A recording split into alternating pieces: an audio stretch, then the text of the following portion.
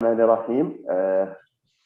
His Excellency Boboyev Muzafarovich, Deputy Minister of Economic Development and Poverty Reduction of Uzbekistan, Honorable Representative of ISDB member countries, respective guests of the ISDB, distinguished panelists, dear ISDB colleagues, dear brothers and sisters, welcome to this knowledge event, Urban Upgrading for Post-COVID Sustainable and Inclusive Human Settlement in ISDB member countries.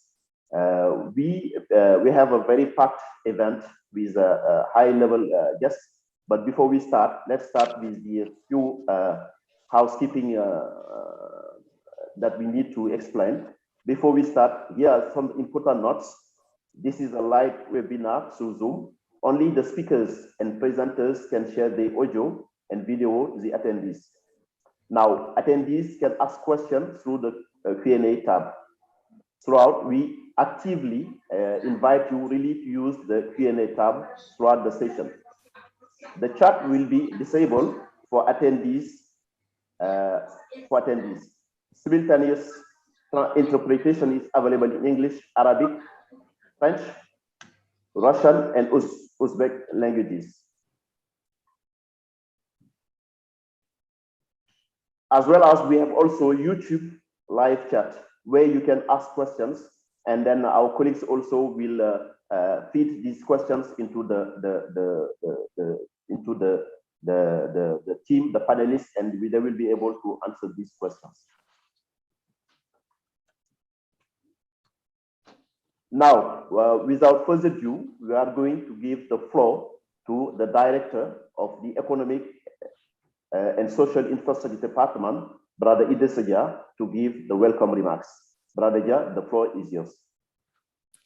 Thank you, Brother Pap, moderator of this event. Assalamu alaikum to everybody. Honorable Deputy Minister and honorable representatives of the member countries and IDB guests. Dear CPO, Brother Amer, Chief Product and Partnership Officer, that we joined the bank a few months ago.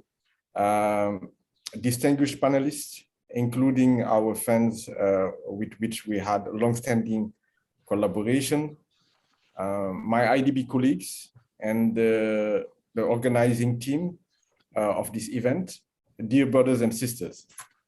Assalamu alaikum again. Good morning or good afternoon or good evening, according to where you are at this time.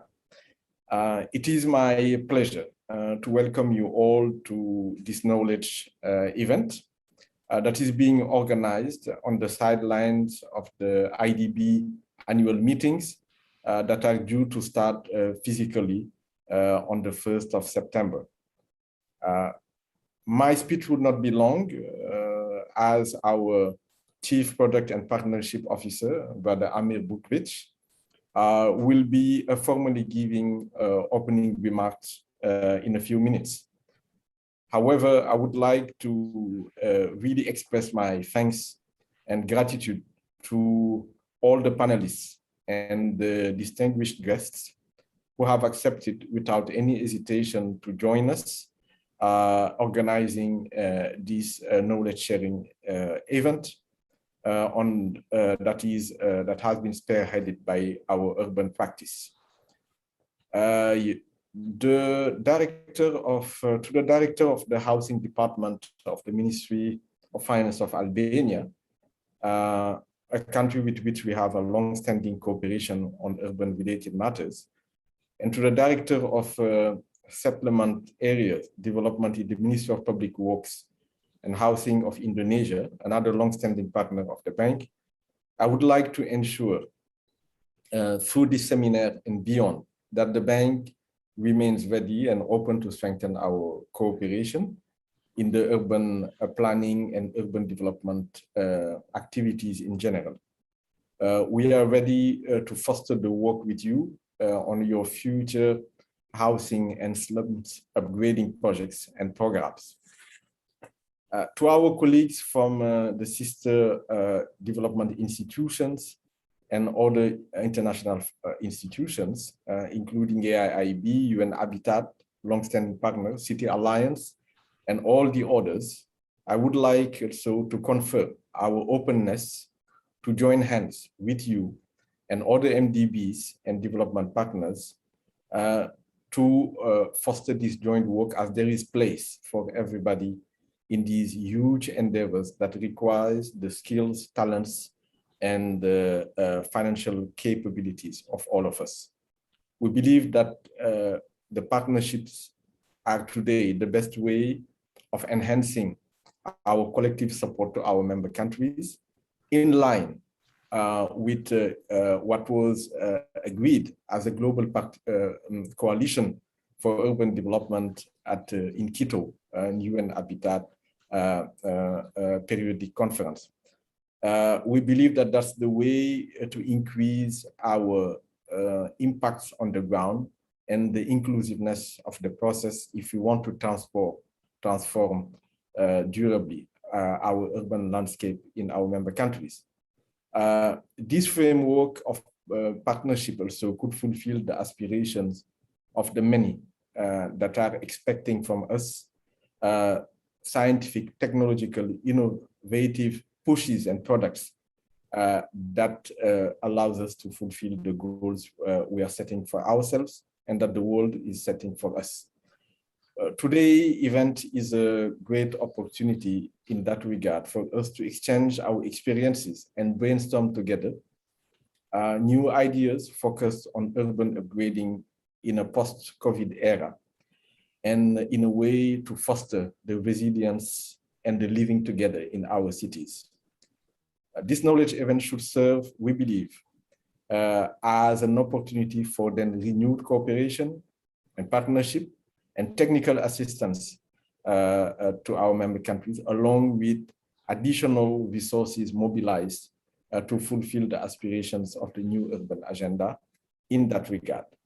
To this end, after the session, the Urban Practice Unit of the Economic and Social Infrastructure Department will reach out certainly to all of you in order to develop further the technical cooperation framework on urban development endeavors.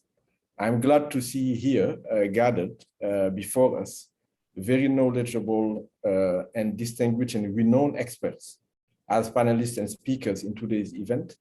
And we are looking forward to hearing valuable insights that would help build new ideas that will come forward and support our endeavors. Once again, we thank you all for attending, and we hope that you will enjoy this event and make it the most productive possible.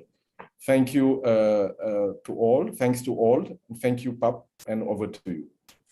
Thank you ever so much, Brother Idrissa, for this concise speech. Now I give the floor to our Chief Product and Partnership Officer, Mr. Amir Bovic, that will give the opening statement. Dr. Amir, the floor is yours. Thank you, Mr. Papa. Thank you, Idrissa Dia, for your opening remarks. Honorable ministers, honorable representatives of the member countries, respected guests of the ISDB, distinguished panelists, my ISDB colleagues, dear brothers and sisters, Assalamu alaikum. I am pleased to join you in this important side event on the urban upgrading for post-COVID sustainable and inclusive human settlements in ISDB member countries.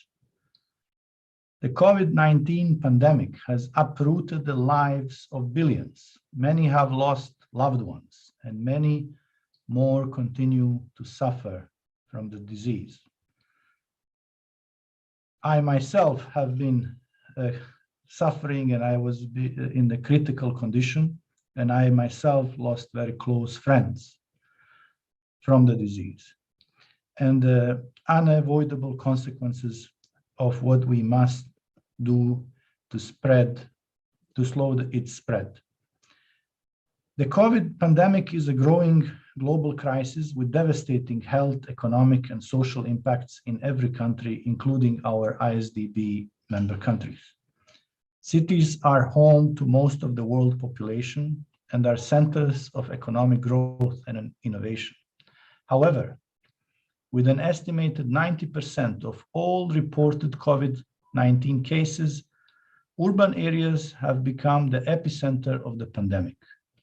With the enormous impact in public health, COVID-19 shutdown measures in urban areas have had serious economic impacts.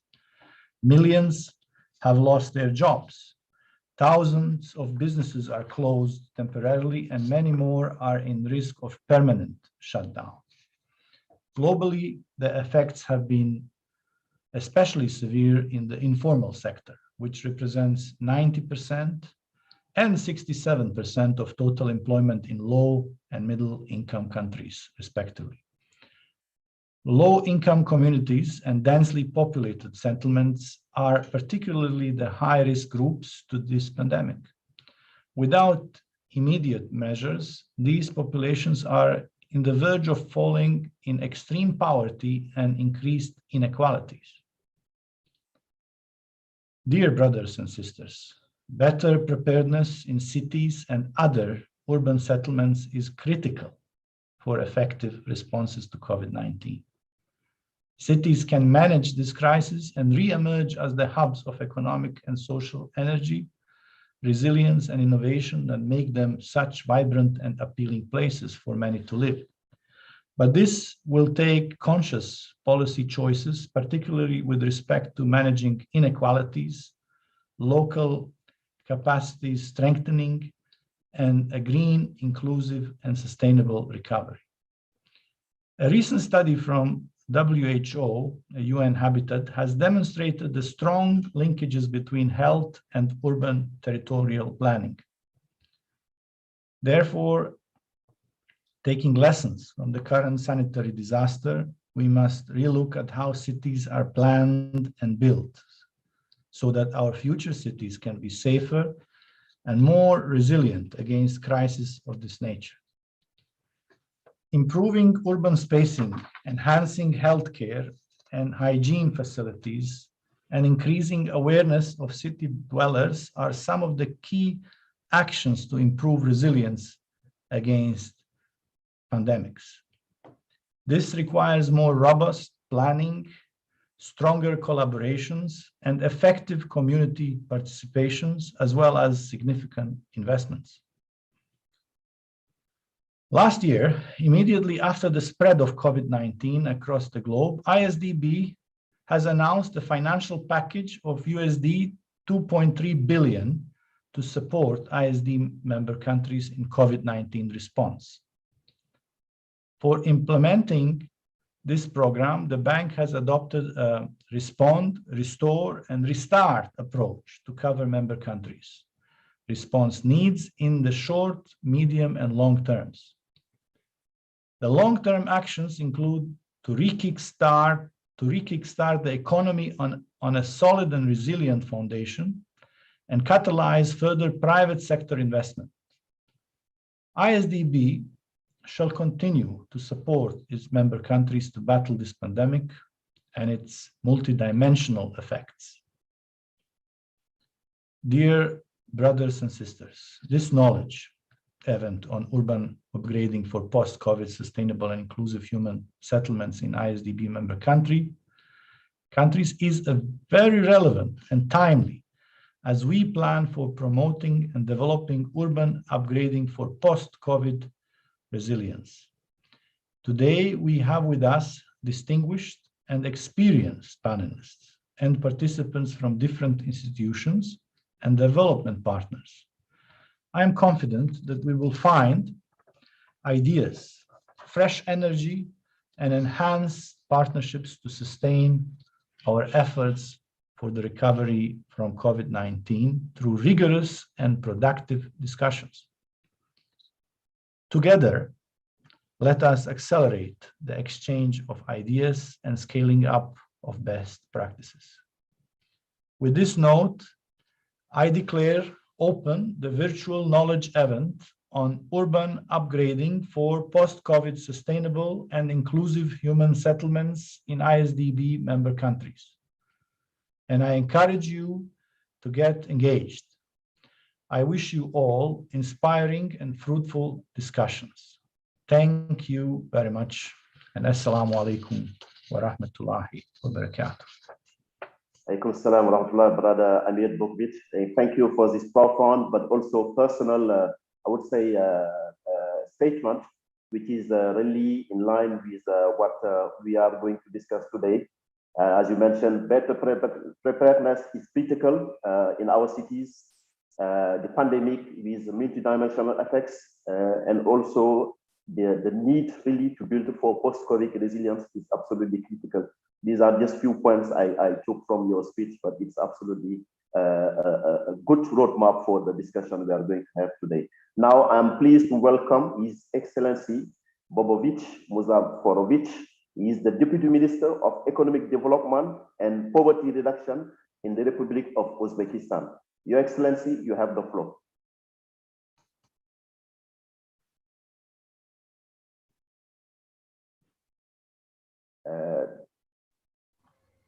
Mr. Boboyev Muzaffarovic. Assalomu alaykum, hurmatli tadbir qatnashchilari. Avvalambor men fursatdan foydalanib Islom taraqqiyot banki tomonidan tashkil etilgan bugungi tadbir uchun alohida minnatdorchilik bildirmoqchiman. Islom taraqqiyot banki bugungi kunga qadar O'zbekistonda urbanizatsiyani rivojlantirish uchun har tomonlama yordam berib kelmoqda. Xususan 2019-yil 23-may kuni Islom taraqqiyot banki va Arab muvofiqlashtirish guruhi jamg'armalari bilan hamkorlikni yanada rivojlantirish chora-tadbirlari to'g'risida O'zbekiston davlat hukumati qarori qabul qilindi. Qaror bilan Islom taraqqiyot banki va Arab muvofiqlashtirish guruhi jamg'armalari bilan hamkorlikni yanada kengaytirish bo'yicha harakatlar rejasi tasdiqlandi va bunga ko'ra qishloq infratuzilmasini rivojlantirish dasturini moliyalashtirish rejalashtirilgan. Endi COVID-19 masalasida gapiradigan bo'lsak, haqiqatan bu COVID-19 bu butun dunyoning barcha davlatlariga qamrab olib, insoniyat o'z aqli bovar qilmaydigan tartibsizliklarga duch keldi. Yangi ijtimoiy cheklov qoidalari, shu jumladan siyosiy cheklovlar, odamlar to'planishiga qat'iy cheklovlar kiritildi. Natijada dunyoning aksariyat mamlakatlarining iqtisodiyotiga salbiy ta'sir ko'rsatildi. Ekspertlar va mutaxassislarning ta'kidlashicha, ushbu vaziyatda eng yaxshi yechim bu karantin qoidalariga rioya etgan holda mamlakatning iqtisodiy faoliyatini tiklab, uni rivojlantirishni davom ettirishdir. Bu bir narsani shu o'rinda aytib o'tmoqchiman. O'zbekiston uchun ham bu COVID-19 ancha salbiy oqibatlarga olib keldi. Ayniqsa biznesning ayrim sohalariga juda ham katta salbiy ta'sir ko'rsatdi. Masalan, turizm sohasida, ya'ni mehmonxona biznesi, umumiy ovqatlanish biznesi, savdo sohalari, transport sohalari, umuman xizmat ko'rsatish sohasiga juda salbiy ta'sir ko'rsatib, iqtisodiyotga, ya'ni yalpi ichki mahsulotning o'sishiga ham o'zini ta'sirini ko'rsatdi. Buning oldini olish uchun hozir O'zbekistonda bir qancha ishlar amalga oshirilmoqda, bir qancha qarorlar qabul qilingan va bir qancha xalqaro tashkilotlar bilan birgalikda ishlar olib borilib, mana shu COVID-19 ning oqibatlarini yo'qotish va o'z iqtisodiyotni yana ham rivojlantirishga erishish uchun ko'p ishlar amalga oshirilmoqda. Buning uchun albatta birinchi navbatda bu COVID-19 asosan shahar joylarida ta'siri kuchli bo'lganligini inobatga olib, asosan shaharlarda urbanizatsiya jarayonlarini yana ham rivojlantirish, aholini, demak, aholiga ijtimoiy hayotiga bir ta'sir qiladigan, ijobiy ta'sir qiladigan sohalarni rivojlantirishga mablag'larni yo'naltirish masalalari ko'rib chiqilib, ko'rib chiqilmoqda. Buning uchun men aytib o'tishim mumkin, mana 2019-yil, mana bu 2020-21-yillarda birinchi navbatda demak O'zbekistonda aholini toza ichimlik suvi bilan ta'minlash, ayniqsa bunda markazlashgan ichimlik suvi bilan ta'minlashga alohida e'tibor qaratilgan. 21-yilning o'zida davlat byudjetidan 1 trilliondan oshiqroq mablag' sarflanadigan bo'lsa, yana qo'shimcha ravishda demak boshqa manbalar hisobidan 1,5 trillion so'm, jami 3 trillionga yaqin mablag'lar aholini ichimlik suvi bilan ta'minlash uchun ajratilgan. Bundan tashqari kanalizatsiya tizimlarini yaxshilash bo'yicha ham demak shaharlarda ishlar olib borilyapti. Buning uchun davlat byudjeti bilan birgalikda demak davlat xususiy sherikchilik asosida va xalqaro moliya tashkilotlarining mablag'lari hisobidan katta shaharlarimizda kanalizatsiya tizimlarini modernizatsiya qilish, jumladan Samarqand, Buxoro shaharlarida modernizatsiya qilish masalalari va yangidan rivojlanib kelayotgan shaharlarimizda demak kanalizatsiya tizimlarini yangidan qurish ishlari ham amalga oshirilyapti.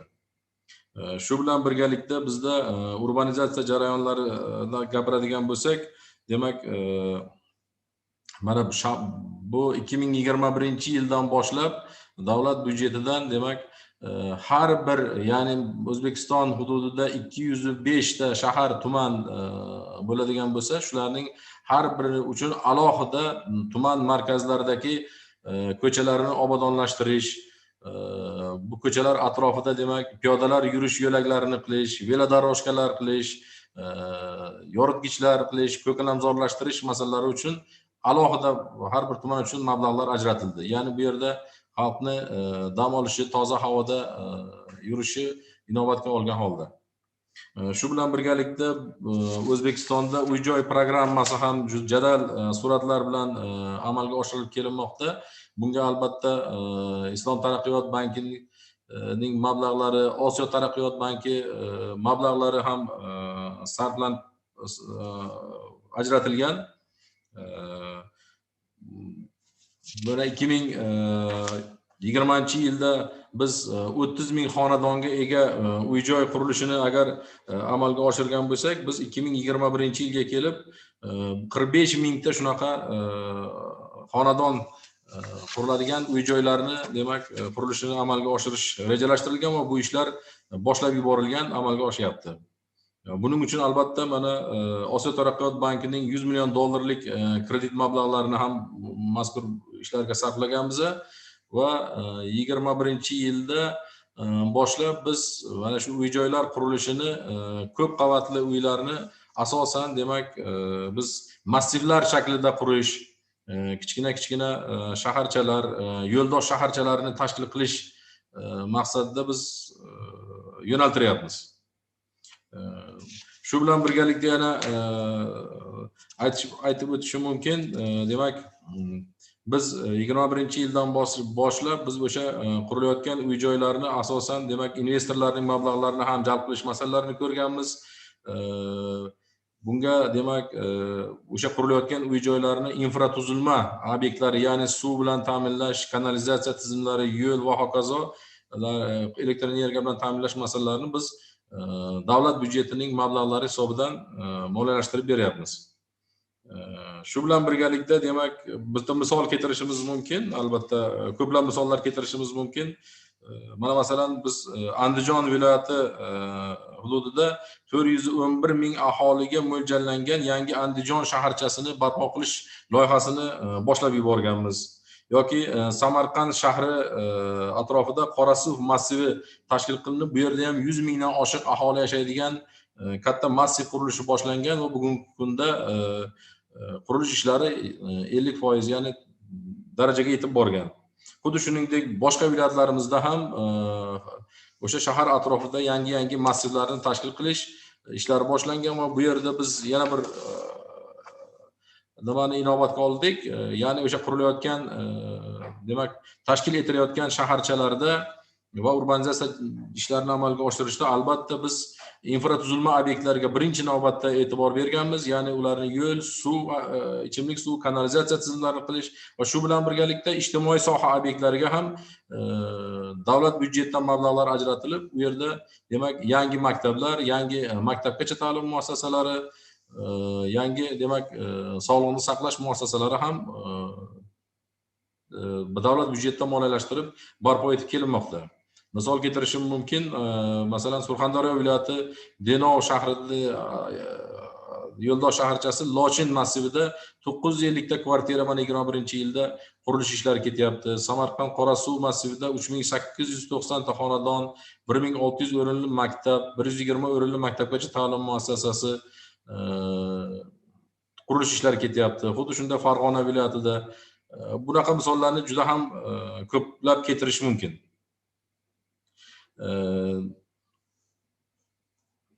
Yana aytadigan bo'lsak, demak biz shu bilan birgalikda transport sohasida ham juda katta e'tibor berilyapti. Toshkent shahrida metro liniyalarini qurishga alohida e'tibor berilib, Toshkent metropoliteni demak bizda o'sha Sergeli, Yunusobod, Toshkent halqa yo'li liniyalarini qurish ishlari uchun 20-yilda demak davlat byudjetidan 600 milliard so'm mablag' ajratish hisobiga 10 kilometr uzunlikdagi metro liniyasi foydalanishga topshirildi. 21-yilda ham 1 trillion so'm mablag' ajratilib 15.7 kilometr uzunlikdagi metro liniyasi foydalanishga topshirilyapti va bu Toshkent shahar aholisini demak to'liq halqa yo'li orqali ham barcha hududlarga borish imkoniyatini beradi va aholiga katta qulaylik yaratiladi. Bu yilning oxiriga mazkur liniya ishga topshiriladi. Shu bilan birgalikda sport sohasida ham juda katta e'tibor berilyapti. Biz o'sha sport sohasida juda katta stadionlar, demak har bir o'sha velodorojkalar shaharlarda qurib bitirilyapti. Keyin yopiq demak sport inshootlari qurib berilyapti. Shu bilan birgalikda demak biz aytishimiz kerak, demak 2021-yilda biz mo'ljallagan juda katta mana shu infratuzilma obyektlari ishlarini biz hozir yakuniga yetkazishga harakat qilyapmiz va 2022-yil uchun ham dasturlarimizni biz shakllantiryapmiz. Ya'ni bu yerda o'sha davlat byudjet mablag'laridan va xalqaro moliya tashkilotlaridan biz mo'ljallayapmiz mablag' so'rash masalasini va bunda ham 22-yilda boshlagan ishlarimizni davom ettirib, respublikamiz hududlarida o'sha barcha birinchi navbatda albatta shaharlarimizda va albatta qishloq joylarda ham o'sha aholini demak ichimlik suvi bilan ta'minlash, yo'l tizimlarini yaxshilash, elektrifikatsiyani yaxshilash masalalari bo'yicha demak ishlarni davom ettirib, bu uchun ham alohida hozir dasturlarni qabul qilyapmiz. Men yana bitta misol keltirishim mumkin. Demak, agar raqamlarga qaraydigan bo'lsak, demak 21-yilda biz 3200 kilometr ichimlik va 220 kilometr kanalizatsiya tarmoqlarini qurish hamda rekonstruksiya ishlarini demak amalga oshirishni mo'ljallayapmiz. Masalan, bitta ikkita misol keltirishim mumkin. 21-yilning o'zida aytishim mumkin, umumiy aholisi 130 mingdan ortiq bo'lgan Toshkent viloyatining Nurafshon va Yangiyo'l shaharlari, Surxondaryo viloyatining Denov hamda Farg'ona viloyatining Rishton tumanlarida oqova suv tarmoqlarini qurish va rekonstruksiya qilish uchun 471 milliard so'm ajratildi. 580 milliard so'mga biz mana 21-yilda yakunlayapmiz. Jizzax viloyati Zarafshon daryosi suvidan foydalanish hisobiga Jizzax viloyatining ichimlik suv ta'minoti tizimini yaxshilash loyihasini amalga oshiryapmiz va bu loyiha evaziga demak G'allorol, Sharof Rashidov, Do'stlik, Paxtakor, Mirzacho'y, Jizzax shahrining demak jami 500 mingdan oshiq aholisini markazlashgan ichimlik suv ta'minoti yaxshilanadi. Xuddi shunday Qashqadaryo viloyatining Dehqonobod tumanida ham loyihamiz bor. Bu yerda ham 113 ming aholini sifatli ichimlik suv bilan ta'minlash bo'yicha 252 milliard so'm ajratildi. Bu ham ishlar yakunlanyapti. Shu noyabr oylarida tugab, demak 113 ming aholi toza ichimlik suv bilan ta'minlanadi ilk bor. Xuddi shunday Samarqand shahrida ham demak ichimlik suvi bilan ta'minoti modernizatsiya qilinyapti. Demak, bu yerda ham 25 kilometr ichimlik suv tarmoqlari yangidan qurilyapti. Bundan tashqari bizda alohida programma 21-yilda demak qabul qilindi. Bu respublikada elektr ta'minotini yaxshilash masalasida. Bunda demak bizda o'sha mavjud elektrostansiyalarni yana ham modernizatsiya qilish hisobiga ishlab chiqariladigan elektr quvvatlarini ko'paytirish mo'ljallangan. Bunda bizda demak jami o'sha elektrostansiyalarimizda 3284 megawatt ishlab chiqarish quvvatlari yangidan yaratilib, shundan 1238 megawatt mana 2021-yilda demak quvvatlar ishga tushirilishi rejalashtirib qo'yilgan. Shu bilan birgalikda bizda 21-yilda alohida dastur qabul qilingan. Bu ham bo'lsa obod qishloq va obod mahalla dasturlari deb nomlanadi. Bunda biz demak barcha o'sha respublikamizdagi qishloq va mahallalarni o'rganib chiqib, eng og'ir, eng olisda joylashgan qishloq va qishloqlarimizda infratuzilmasini rivojlantirish, ijtimoiy soha obyektlarini ta'mirlab berish masalalari mo'ljallangan va buning uchun ham 10 trilliondan oshiq mablag'lar ko'zda tutilgan. Shu bilan birga mana shu berayotgan davlat byudjetidan va xalqaro moliya tashkilotlaridan ajratiladigan mablag'lar hisobiga biz demak 21-yilning o'zida demak ijtimoiy soha obyektlarida 1532 ta obyektda demak 5.7 trillion so'm ajratilishi, elektr ta'minoti uchun demak 3637 kilometr elektr uzatish tarmoqlari, 1619 ta transformator punktlarini yangilash va modernizatsiya qilish bajariladi. Demak 1681 dona gaz taqsimlash punktlari reviziya qilinib, 7900 dona gaz ballonlari yetkazib berilishi ham amalga oshiriladi. Demak bundan tashqari bizaga 10.000 kilometrdan oshiq yo'llarimizni asfaltlashtirish ishlari ham mana shu 21-yil noyabr oylarida oxiriga yetkazilishi mo'ljallanyapti. Shuningdek, demak 2725 kilometr uzunlikdagi ichimlik suv, 114 kilometr oqova suvlari mo'ljallangan. Ichki ko'chalarni obodonlashtirish uchun alohida mablag'lar ko'zda tutilyapti. Demak, yangi transport liniyalari, o'sha olis hududlarga ham transport liniyalari yangi ishga tushirilib, demak, alohida 193 ta avtobekatlar qurilyapti va 40 tadan oshiq yangi o'sha transport yo'nalishlari yangidan yo'lga qo'yilyapti. Shu bilan birgalikda 231 ta chiqindixonalar yangidan qurilyapti. Mavjudlari ham 763 tasi ta'mirlanyapti. Xullas, bir so'z bilan aytadigan bo'lsak, biz mana shu birinchi navbatda biz aholini ijtimoiy qo'llab-quvvatlash maqsadida biz birinchi navbatda shaharlarimizda va qishloqlarimizda infratuzilma obyektlari va ijtimoiy soha obyektlariga davlat byudjetidan va xalqaro tashkilotlardan mablag'larni jalb qilyapmiz va bu narsani, bu praktikani biz 22-yilda ham davom ettirishni rejalashtiryapmiz. Hurmatli seminar qatnashchilari, demak bu sohada O'zbekistonda ko'plab ishlar amalga oshirilgan va bularni hammasini sanab o'tish uchun ko'proq vaqt talab etadi. Qilishimiz kerak bo'lgan ishlar yana ham ko'proq. Seminar reglamentini hisobga olib, faqatgina bir qismi haqida men hozir gapirib o'tdim. Globallashuv odamlarni dunyo bo'ylab tez va erkin harakatlanishiga imkon berib, katta natijalar berdi. Shundan kelib chiqib, O'zbekistonda bu sohada ishlar yanada davom etiladi va bu ma'noda umid qilamizki, o'zaro hamkorligimizni yanada kengayib boradi. E'tiborlaringiz uchun rahmat.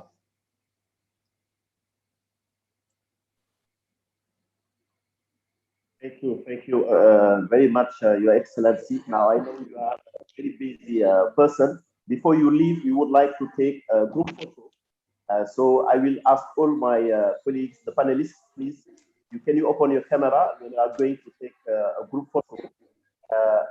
Our CEO, Brother Amir, also, please, can you open your camera? And we are going to take a group photo. Our panelists, dear panelists, please, can you open your camera as well? I cannot see any panelists for the time being. Dr. Gora, Dr. Irfan, Mrs. Doris, please, can you open your camera?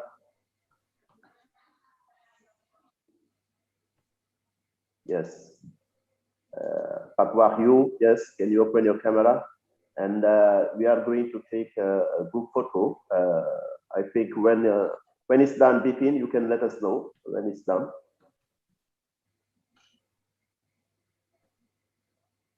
I already opened my camera. Yes, Mrs. Doris, can you please open the video camera? Okay, great. So, ready? 1, 2, 3, go. Okay, one more time. One more, please.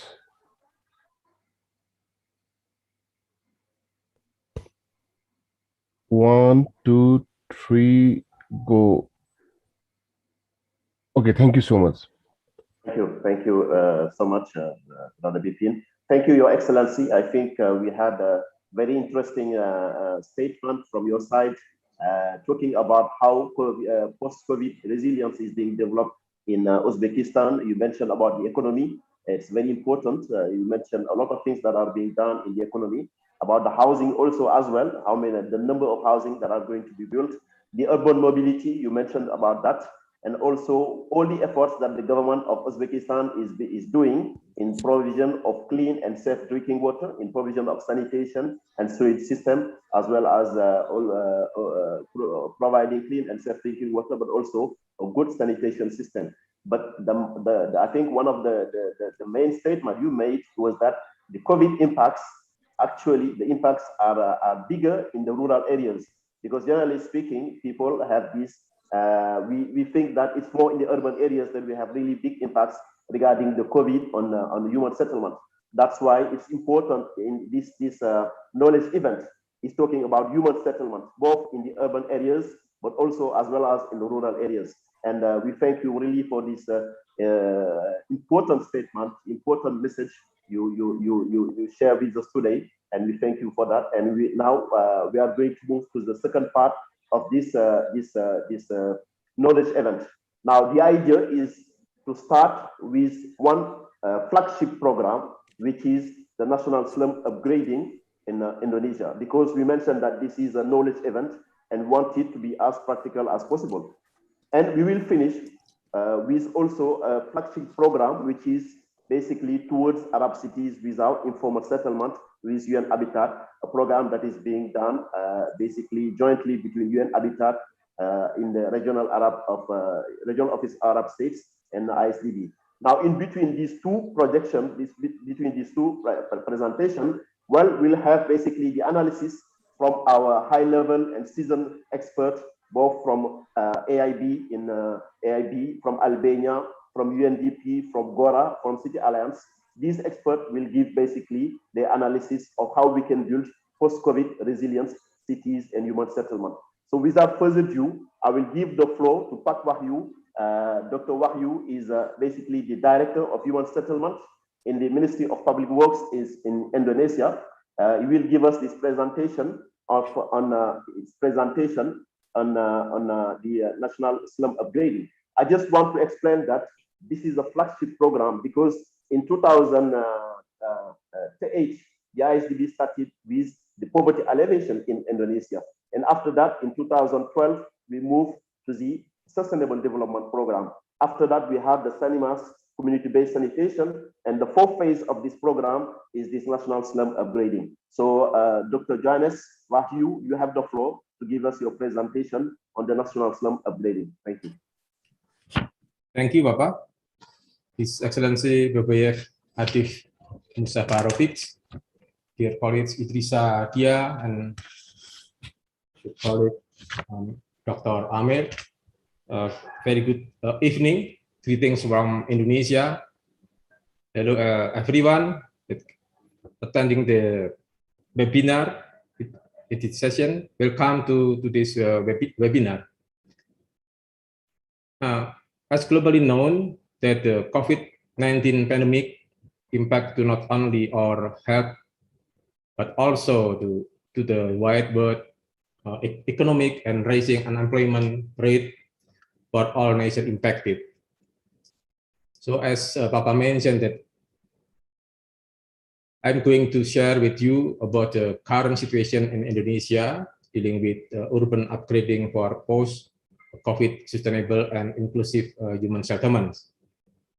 Afterward, on behalf of the government of Indonesia, I appreciate and thank to the Islamic Development Bank on supporting us in National Slum Upgrading Program, namely City Without Slum, Kotaku in Bahasa. Next slide, please. This is my agenda. I'm going to start my presentation with Slum Upgrading Program overview, and then some key lessons learned assisted by IDB alone, and including some example of post-COVID project implementation. Next slide, please. Let me start with the first agenda. The challenges of urban development in Indonesia can be summarized as follows. The first is the problem of disparity regions as a result of imbalance of rural and urban development, impacted the disparities in economic and population distribution. Secondly, there are quite high level of poverty and employment. In Indonesia, we have 10% of Indonesia population not having a permanent job right now. And the third is the city's unpreparedness of, The third one is the city's unpreparedness to face urbanization. That is followed by the natural population growth, migration of people from villages to cities, and significantly changed urbanized areas. Consequently, this rise to the problem of slums in urban areas. The Central Bureau of Statistics of Indonesia recorded that the total population in urban areas was approximately 48.8% in 2010, and increased to 66.6% in 2020, and is projected to be 96.6% in 2035. Next slide, please. To deal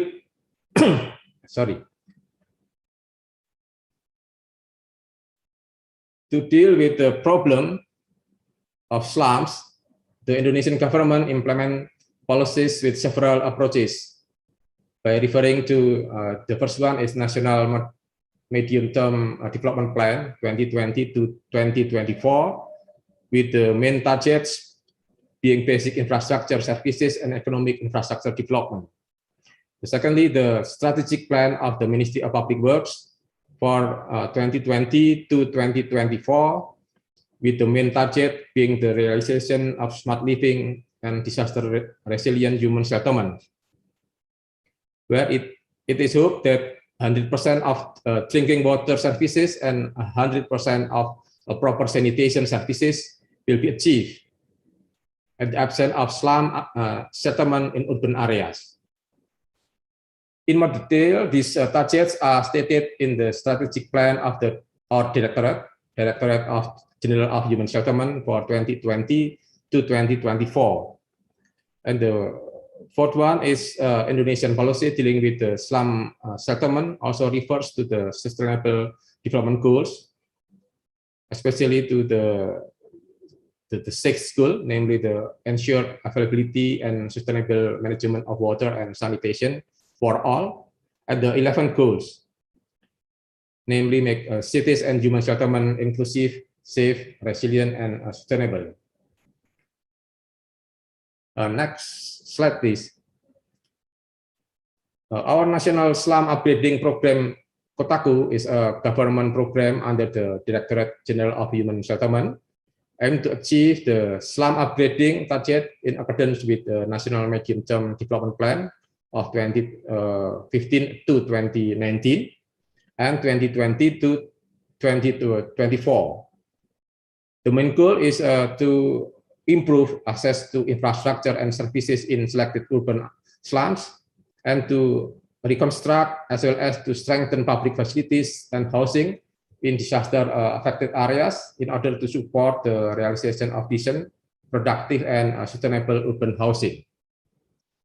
IsDB has provided loan of more than 329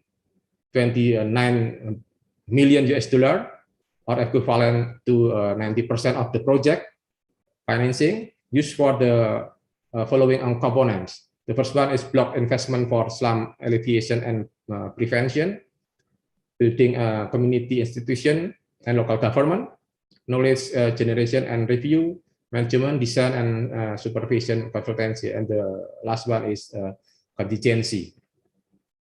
Next slide, please.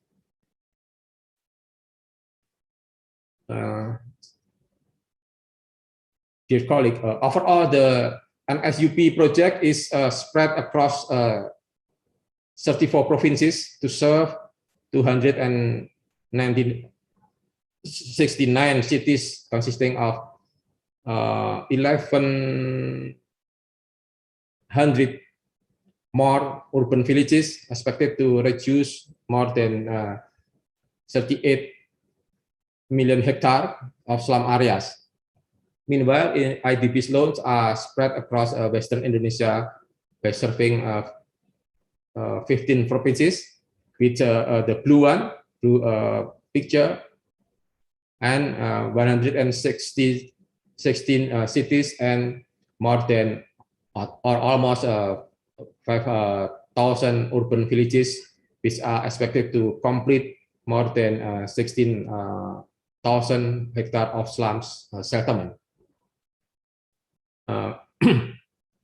Based on Kotaku Management Information System data, there are almost 80,000 hectares of slums area that have been approved by the major degree, and the target for the reducing slum area in 2015 to 2019 National Medium-Term Development Plan is 3,800 hectares, and for 2020 to 2024 is more than 1,000 hectares. In 2015 to 2019, more than 32,000 hectares of slum areas have been reduced, and by 2020, 1,111 hectares of slum areas can be renovated. Now, next slide, please. I'm going to the second agenda, namely the program achievement. The reduction of slum areas based on the budget use. The IsDB project contribute to a total of 15,000 hectares in 2017 to 2020 period. Thus, in the 2021, the minimum target that can be worked on through the IsDB project is more than 4,000 hectares. NSUP with IsDB loans financing is carried out in two approaches. The first one is namely with neighborhood-wide scale, involving the beneficiary communities in the preparation, planning, implementation of basic infrastructure development up to its utilization and maintenance. The second one is with a district or city-wide scale with a wider service coverage. The principle remains same, but the construction work is carried out by the contractor. Next slide, please. In total, up to July 2021, this project has developed more than 2,500,000 kilometer roads and drainage each, 2.3 kilometer bridges, more than 220 kilometer piping network, of drinking water, and 19,000 units of public wells and hydrants, 17,000 units of public toilet and others. The development of basic infrastructure has benefited more than 23 million people, where 50% of whom are women. Next slide, please. Now, then how we can learn from this program? Next slide, please.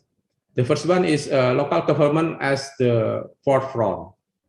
Through the issuance of local regulation or decree of slum, city planning, the planning of land acquisition and resettlement action plan, and design engineering, detailed engineering design budget for a district-wide scale program, and collaborative in various slum upgrading program as well as a program sustainability.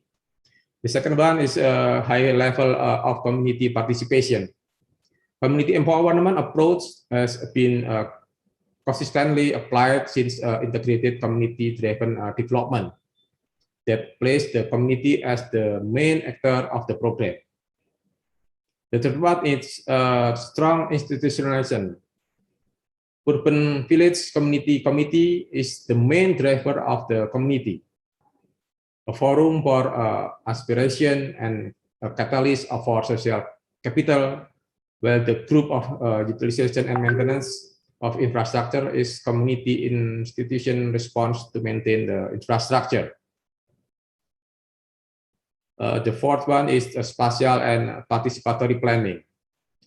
The implementation of spatial planning, community develops the settlement neighborhood upgrading action plan, and it is consolidated with the slum improvement action plan at the city level developed by the housing and settlement task force. The fifth one is rigorous transparency and accountability. Various accountability instruments are applied for the financial statement, accountability, MIS-based monitoring and evaluation, independent audit, government audit, and minimizing misuse funds. The sixth one is encourage collaborative action. Collaborative action. Collaborative has been cultivated since preparation of the program sustainability. It can be achieved due to high accountability and transparency that generates high level of trust among stakeholders and leads to their willingness to actively involve in the slum upgrading program. And the second one is good program management. Its element and procedure of the program has been regulated in guidelines on and standard operating procedures that subsequently implemented in a structured and organized manner. Gentlemen and dear participant, next slide, please. We are still trying to overcome COVID and never known the win up yet. And with the lesson learned from the implementation of the IDP assisted NSUP, it was believed necessary to adjust the implementation of the project in order to respond to existing condition. So I convey the data of August 12. It is known that there are more than 3.7 million Indonesians infected by COVID. More than 3.2 million people have recovered, and more than 112,000 people who have died. Meanwhile, of the total population of Indonesia who are eligible to receive the vaccine, only 25% have been given the vaccine up to the required dose. Next slide, please. The impact of COVID-19 on the Indonesian socio-economic can be explained as follows. The Central Bureau of Statistics reported that GDP growth started to decline due to the pandemic in the first quarter of 2020 and began to rise since the third quarter of 2020 due to the Indonesian government efforts to address the COVID-19 pandemic and the positive trend starting in 2021. The number of poor people in Indonesia as of March 2021 reached 37.5 million people, or 10% more of the total population. The increase in the number of poor people in urban areas is higher than in rural areas. When compared to March 2020, the number of poor people in urban areas rose by 1.3%, while those in rural areas rose by 0.6%. Next slide, please. By following the direction of the President of Indonesia that it is necessary to accelerate development budget spending for labor-intensive activities so that people affected by the COVID-19 pandemic can immediately earn income and become a trigger for the economic growth in the region. Next slide, please. No. Next slide, please. Thank you. The Ministry of Public Works adjusted the program framework focused on improving the environment and public health, as well as strengthening social safety net. The NSUP IsDB project contributes. The first one is developing of decent and affordable housing, carried out by adding through the facilitation of housing construction liquidity. And the second one is developing of healthy and productive settlement is carried out by building basic infrastructure of settlement, such as drinking water and toilets, including for Islamic boarding schools. Meanwhile, strengthening the social safety nets is carried out by reducing employment and maintaining people's purchasing power. Completely, this program is carried out by implementing cash forward programs, people's product purchases, and strengthening small businesses. Next slide, please. Lack of basic infrastructure, the latent vulnerability related to the right to proper housing, impact vulnerabilities making slums very vulnerable in the COVID-19 pandemic, especially vulnerabilities as impacted by the pandemic, which is difficult to predict, and it is a sudden deadly big blow. So on this basis, US and NSUP IDB provide innovation support to anticipate the impact of COVID, namely through cash labor intensive activities, cash works, implementation of COVID prevention health protocols, and virtual activities.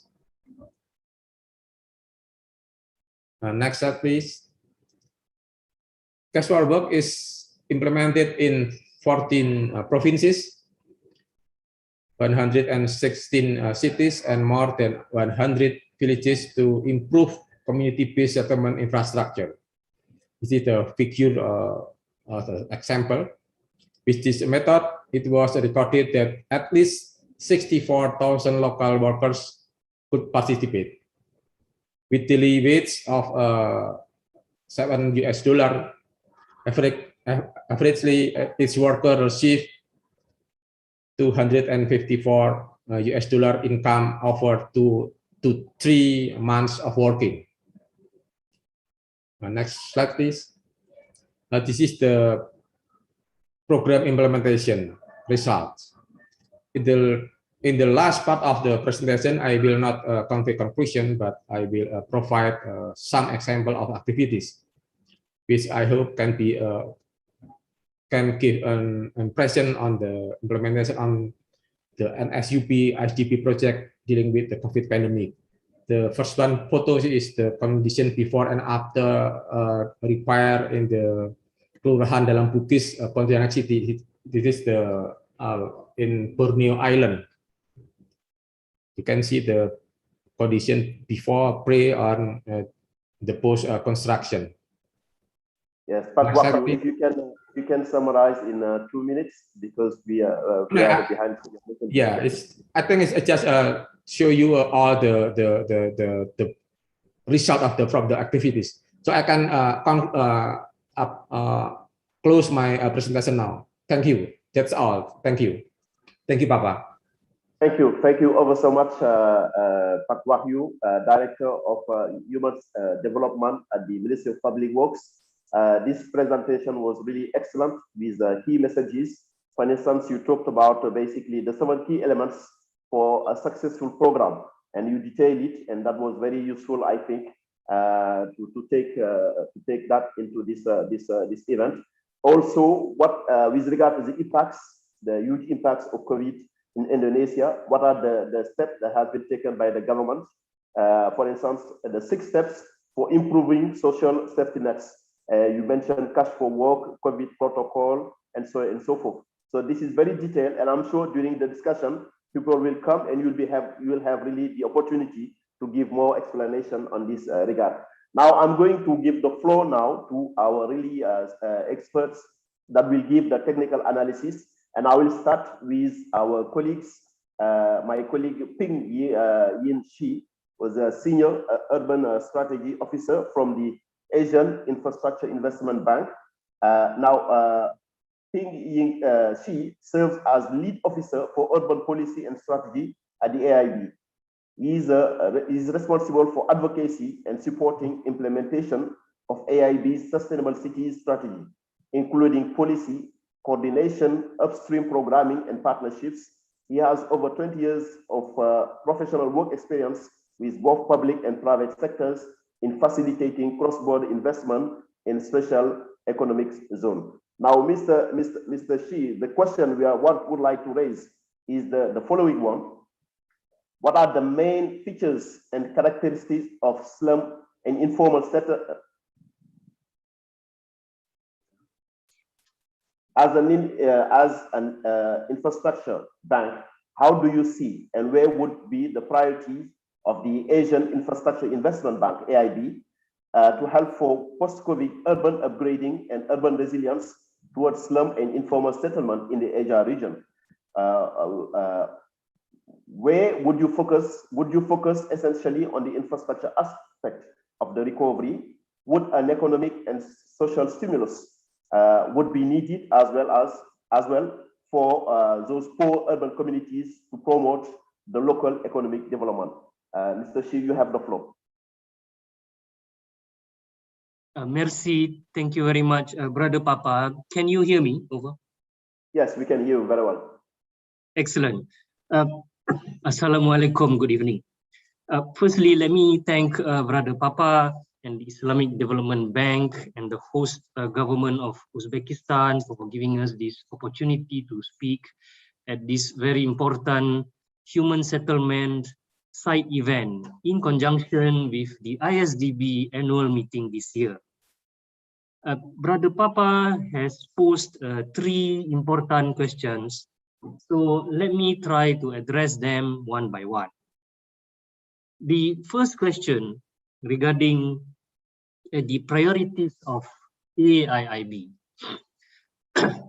There are 3 points that I would like to stress. Firstly, we are now guided by our corporate strategy, and we also have a sustainable cities strategy.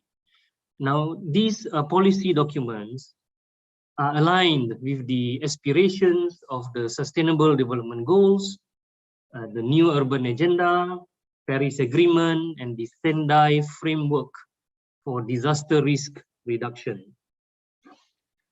What this all means is that when it comes to priorities, the AIIB is very much aligned with the priorities of our peer multilateral development banks, like the Islamic Development Bank.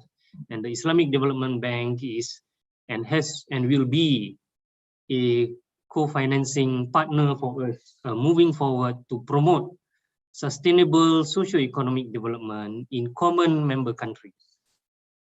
In the context of a post-COVID era, let me highlight that housing will still remain a priority for our urban investments, and it should be tackled in an integrated manner, as illustrated by Director Wahyu from the National Slum Upgrade Project, Kotaku. With regards to this, we are looking at housing that is affordable, green or climate friendly, resilient, and inclusive. We would like to take a step further, also very much aligned with the priorities of PMDBs, which is, I would like to pose these questions. There is no definitive one-size-fits-all solution, but how can we further mobilize private sector capital for integrated urban development? So moving forward, we will have to figure out innovative financing solutions that can crowd in private sector capital, aside from the public programs that we have all embarked on. Let me now move to question 2 from Brother Papa. Question 2 is about our focus on infrastructure aspects of COVID recovery. With regards to that, let me just take a step back and share with you that when the AIIB was first formed, our focus was only on traditional infrastructure, the likes of roads, bridges, airports, ports, power plants, water networks. Now, our mandate to finance infrastructure remains, but in view of COVID, we have extended our definition of infrastructure into social infrastructure, and we now have a dedicated team that does investment in healthcare infrastructure. Since last year, we have started financing public health systems. Early this year in Southeast Asia, we have also started co-financing vaccine production. So these are examples. So all these were done under our COVID-19 crisis recovery facility, something similar to the IsDB facility that was mentioned by Dr. Amir. So we have expanded our definition of infrastructure, and we have recognized the importance of healthcare as a sector moving forward. This reflects our sensitivity, our responsiveness towards client demands that evolve with prevailing socio-economic vagaries. Brother Papa, ladies and gentlemen, let me now move to the third question posed by Brother Papa. That is about the economic social stimulus to promote the overall development, particularly of poor urban communities. I am sure the development crowd here this evening agrees that particularly in the emerging economies, between IsDB and AIIB, we have about 23 common member countries. The majority are emerging markets. In our emerging markets, inequality is a persistent urban policy challenge, as mentioned by Deputy Minister, especially in the urban areas, where if we do not pay attention, there will be significant social and political cost. It is for this reason we are seeing governments paying more and more attention to urbanization, the impact of urbanization, and the after effects. In fact, prior to COVID, OECD says income inequality is at its highest point in 30 years. That was in 2019, where the average disposable income of the richest 10% of urban population is 10 times more than the poorest 10%. And this inequality is pervasive, extending to jobs, education, access to public services like water, sanitation, and health. So most Asian countries recognize that we need to have some form of multi-dimensional affirmative action. So one of them is economic social stimulus, which is needed in the view of COVID to ensure inclusive growth and social cohesion in cities. As far as AIIB is concerned, we will continue to work with development partners like the IsDB to ensure our investments translate into social dividends, accentuating principles of equality of opportunities, social cohesion, and inclusion. An example would be the project that Pak Wahyu just explained. These are my answers to your questions, Brother Papa. Thank you very much. Thank you ever so much, JP. This is very detailed and right on time. I took note of the definition of social infrastructure you mentioned. I'm sure this is going to please our director, because he's the director of economic and social infrastructure. He will be pleased with that. I'm waiting for his remarks. And then you mentioned also, you put the focus on urban poverty. And we had His Excellency in Uzbekistan. He was more focused. He mentioned the biggest impact are on rural areas. So I'm waiting to see, for instance, what Renata of UNDP will say about that. This balance between urban and rural areas where COVID has made the biggest and worst, let's say, negative impacts.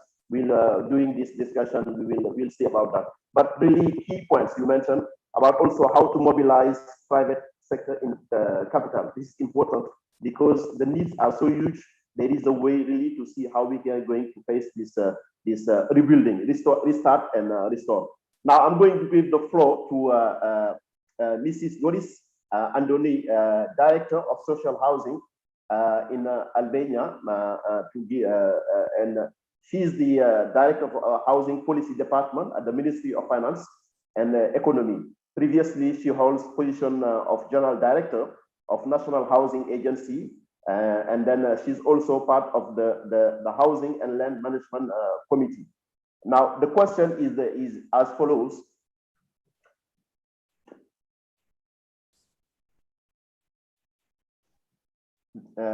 What are the main features and characteristics of slum and informal settlements in Albania, and how slum dwellers have been impacted by the COVID-19 pandemic?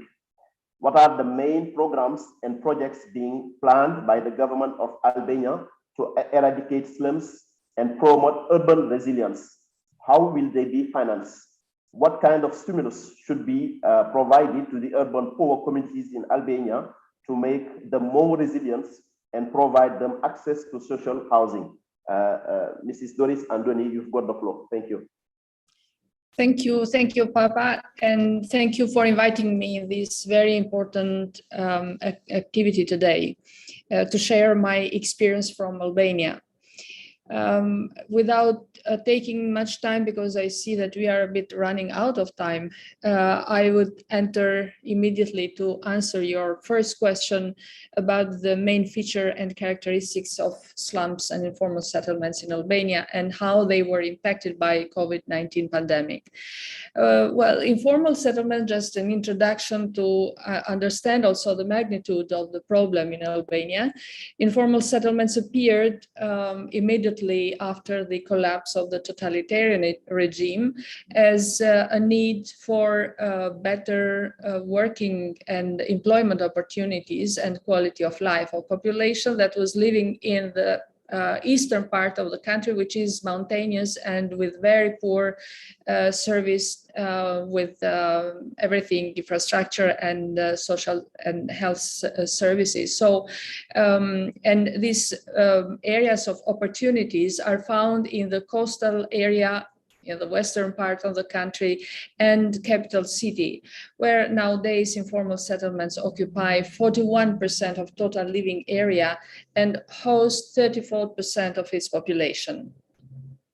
According to self-declarations of 2006, there were 270,000 informal buildings.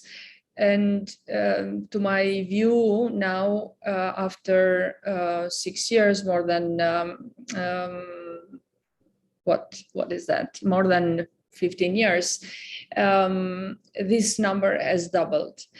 And based on some calculations with results of the census of 2011 and my also estimations, between 91 and 2011, more than 75% of new construction fall under informal classification. And this is a conservative figure because I think it's even bigger than 75%. What are the main characteristics of informal settlements? Well, I think that they don't differ much from other countries. Informal settlements are characterized by lack of urban and social infrastructure and services. Houses, however, houses are provided without permission and without any project, but with durable materials and with enough spaces to house not just the present family, but also future generations. In fact, there has not been any thorough analysis about the COVID-19 pandemic impact on informal dwellers, but based on some research, one from UNECE, show that, which is done in one of the neighborhood of Tirana, the results show that the risk for getting infected can be higher in the informal settlements and in particular those inhabited by Roma minorities. The frequency of being informally employed is higher among informal dwellers, and this has high rates with Roma minorities, again, because we have a Roma minority, which perhaps is the community which lives in the most difficult situations. And this makes even more difficult to reach this population and to support with assistance and unemployment benefits. Another research done by the World Vision Albania showed that households living in suburban areas are less able to fulfill the needs for disinfectants, face masks, cleaning detergents, necessary hygiene sets, internet services, and access to health services. So these are some, not all the suburban inhabitants are informal, but most of them they are. So this makes also a connection between the COVID-19 pandemic impact on these families. Well, overcrowding, as I mentioned, is and poor housing conditions are not a major problem for informal household. The frequency is higher in urban and rural houses, and in particular, again, for Roma minorities. Some program and projects being planned by government of Albania to eradicate slums and promote urban resilience, and how are they financed or planned to be financed.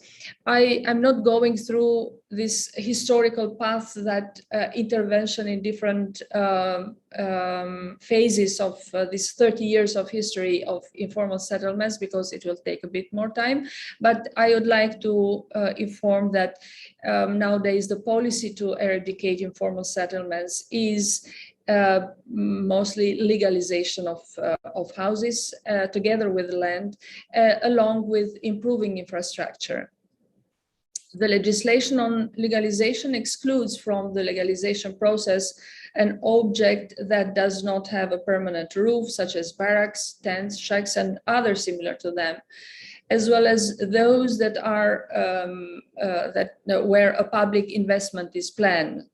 In such cases, population living in slums are rehoused, as it is the case of Tirana, where 60 families were living in barracks that got burned, and other 60 families living in riverbanks that flooded in 2016 were housed in a new two big compounds that were built during 2006-2017. We have a limited number of social housing where poor and vulnerable groups mixed with less poor are housed in 1,148 apartments built through a project which is co-financed between state and local budget, and also by supported by a loan of Council of Europe Development Bank. Through the state budget, we also finance the adaptation of abandoned state-owned buildings into houses, from which we have provided some 500 units in the last 3 years. And this is one of our priorities recently, because it not only addressed the need for social housing, but at the same time, it contributes to improvement of the area where these abandoned buildings are. And these are buildings that are abandoned because of the structural reforms that has taken place during these 30 years. Another program that we have financed successfully during the last 3 years is also the improvement of living conditions for poor and vulnerable groups, mostly in rural areas, informal settlements, but also in the inner cities. The program includes financing for providing water and sanitation to informal neighborhoods and rural houses, improvement of housing conditions like replacement of roofs, windows and doors, providing toilets inside the house. And we, in these programs that we have opened since 3 years now, we have many requests from municipalities. We allocate the funds to municipalities, and they are responsible for the whole process. What kind of stimulus should be provided to the urban poor communities in Albania to make them more resilient and give them access to social housing?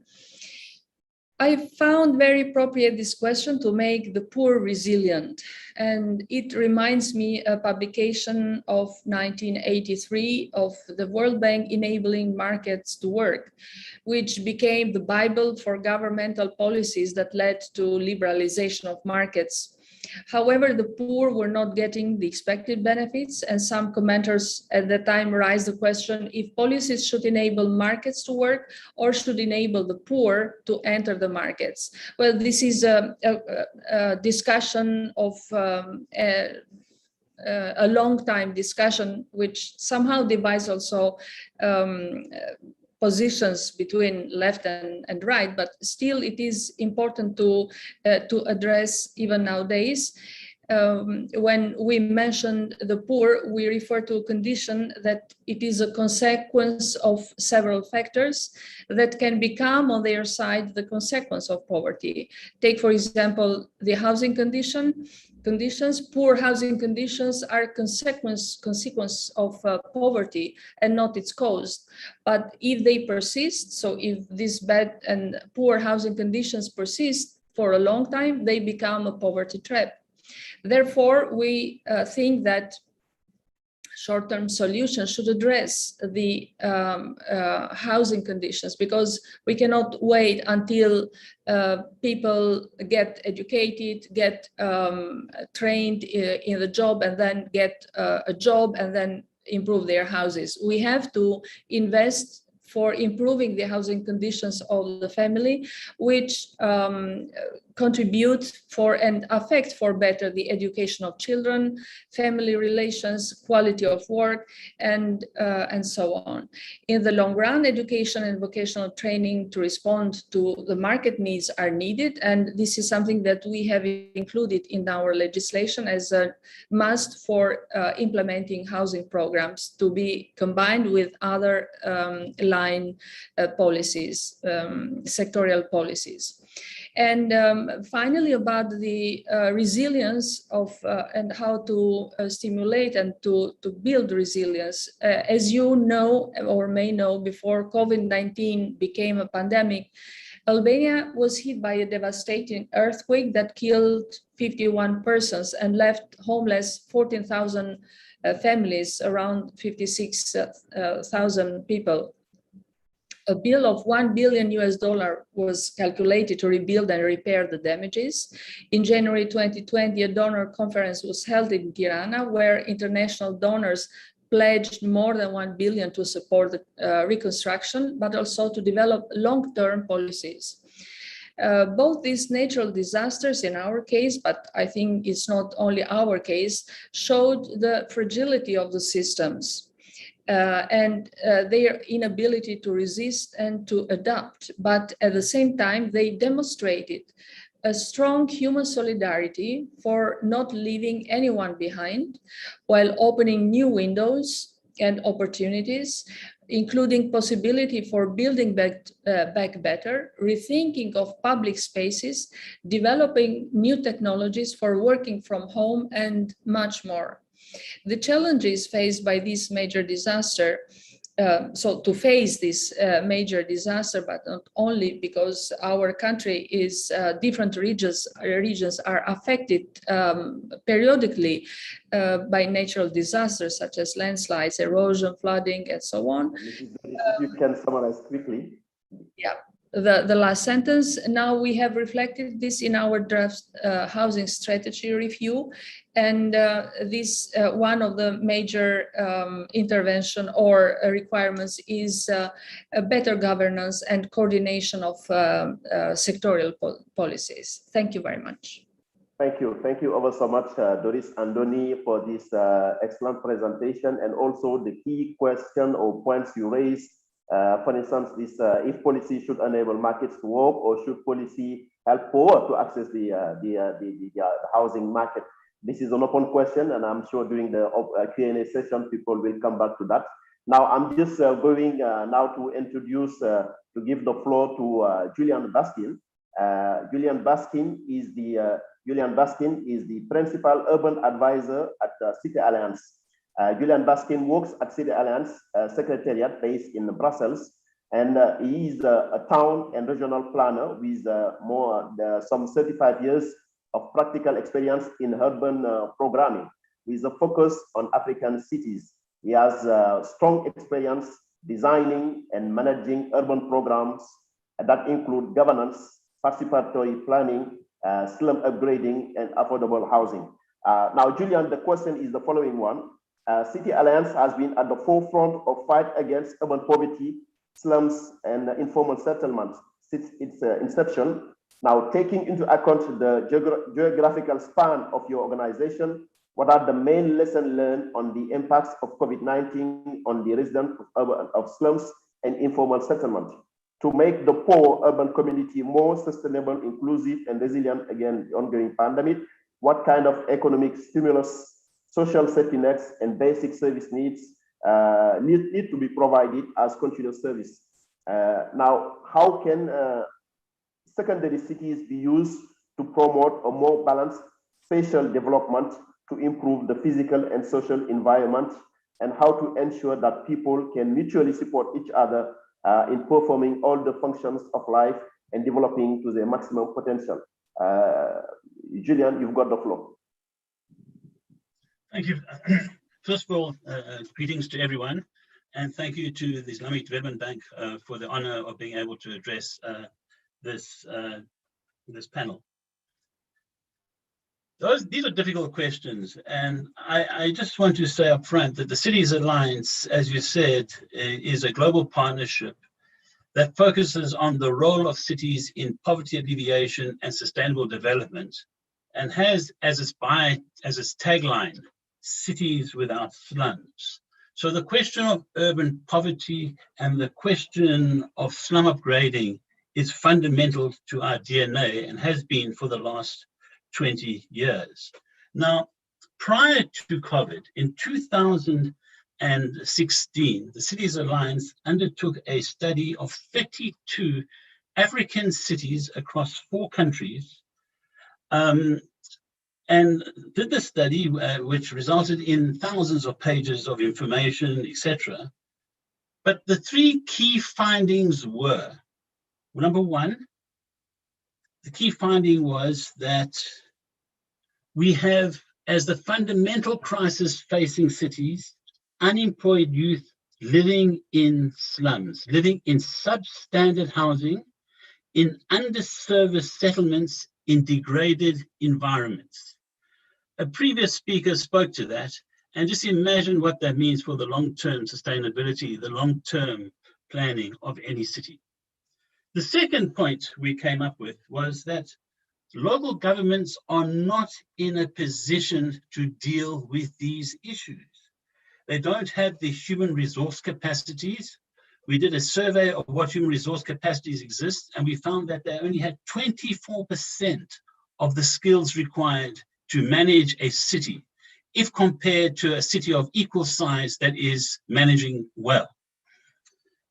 The second thing is that it has planning approaches that are so slow and cumbersome that you can never put land onto the market at the rate at which people are urbanizing. Thirdly, there are land administration systems that make the consolidation of land and the servicing of land almost impossible to do. So when people urbanize, they have to find land somewhere, so they find the most unprotected land to settle, which is normally a wetland, a riverbank, or something of that type. And finally, they don't have the financial resources to invest in the services that are required. So our key finding was that we are going to be doing nothing going into the future. We will not be successful unless we seriously think about how we transform local governance of cities, how we provide the capacities, and how we help develop the institutional strength to manage urbanization. And then finally, we discovered that spatially, the spatial hierarchy of cities is unbalanced, with a huge focus on the primate city, where a vast population exists and the cities are growing at huge rate, with ever increasing backlogs and growth of slums. Meanwhile, the secondary cities are stagnating and are not playing their role their rightful role in the national economy. And these cities, we felt, were not only not playing the role in the national economy and seen simply as administration centers, but the missed opportunity of the secondary cities as being a key transformation link between the rural areas and the cities, and between trade between different cities. So we found that there was a mislink, a missing part on secondary cities. So what is the relevance of all that? The relevance is that in 2020, when the World Health Organization declared, I think it was in March 2020, declared a global pandemic, it did so on top of an existing crisis in urban areas. It did not create the crisis, it deepened and widened the crisis. Because now, people who are living in settlements were unable to meet even the most basic advice. Bearing in mind, this was before vaccinations had come onto the scene. We were unable to meet even the most basic advice from the World Health Organization as to how best to respond to the pandemic. There was no water in the settlements, so they could not wash their hands. The people's housings were highly compressed, one against the other, with overcrowding within the housing, so they could certainly not isolate themselves at home. And there being no public space, no real streets, but alleyways, it was almost impossible to social distance. On top of that, of course, a vast majority of people, a huge majority of people, something like 90% of people above, work in the informal economy, and their business cycles are one day long. You literally have to sell for the day to make the money needed to buy food to feed your family. So any day out of that becomes a question of food security and a real collapse from poverty into whatever it is below poverty. So what does that mean from our response? How do we respond? What does it mean? What do you do? Well, first and foremost, what we have been doing as Cities Alliance, we have worked in multiple countries, in many cities, and we have a basic theory of change. And that theory of change is that those countries that have national policies that enable cities to deliver services to and empower and organize communities will be those countries that best manage urbanization. And as a result of that, in the countries in which we operate, we would try and establish within those countries a national urban forum with the objective of producing a national urban policy. We would try to engage in every city and create a municipal development forum, which brings out a city development strategy in a participatory way. And then in each of the slum settlements, create a settlement forum with the objective of building up social capital within the slum areas, with the outcome being a slum upgrading plan that is community owned within each one of the settlements. The relevance to COVID is because now you have the institutions and structures in place, we were able to engage with organized communities, with plans, with connectivity to the community through their settlement forums, to enable procurements to be done, needed procurements such as sanitation, even for refrigeration for vaccines, and get them to where they were needed most, into the slum communities.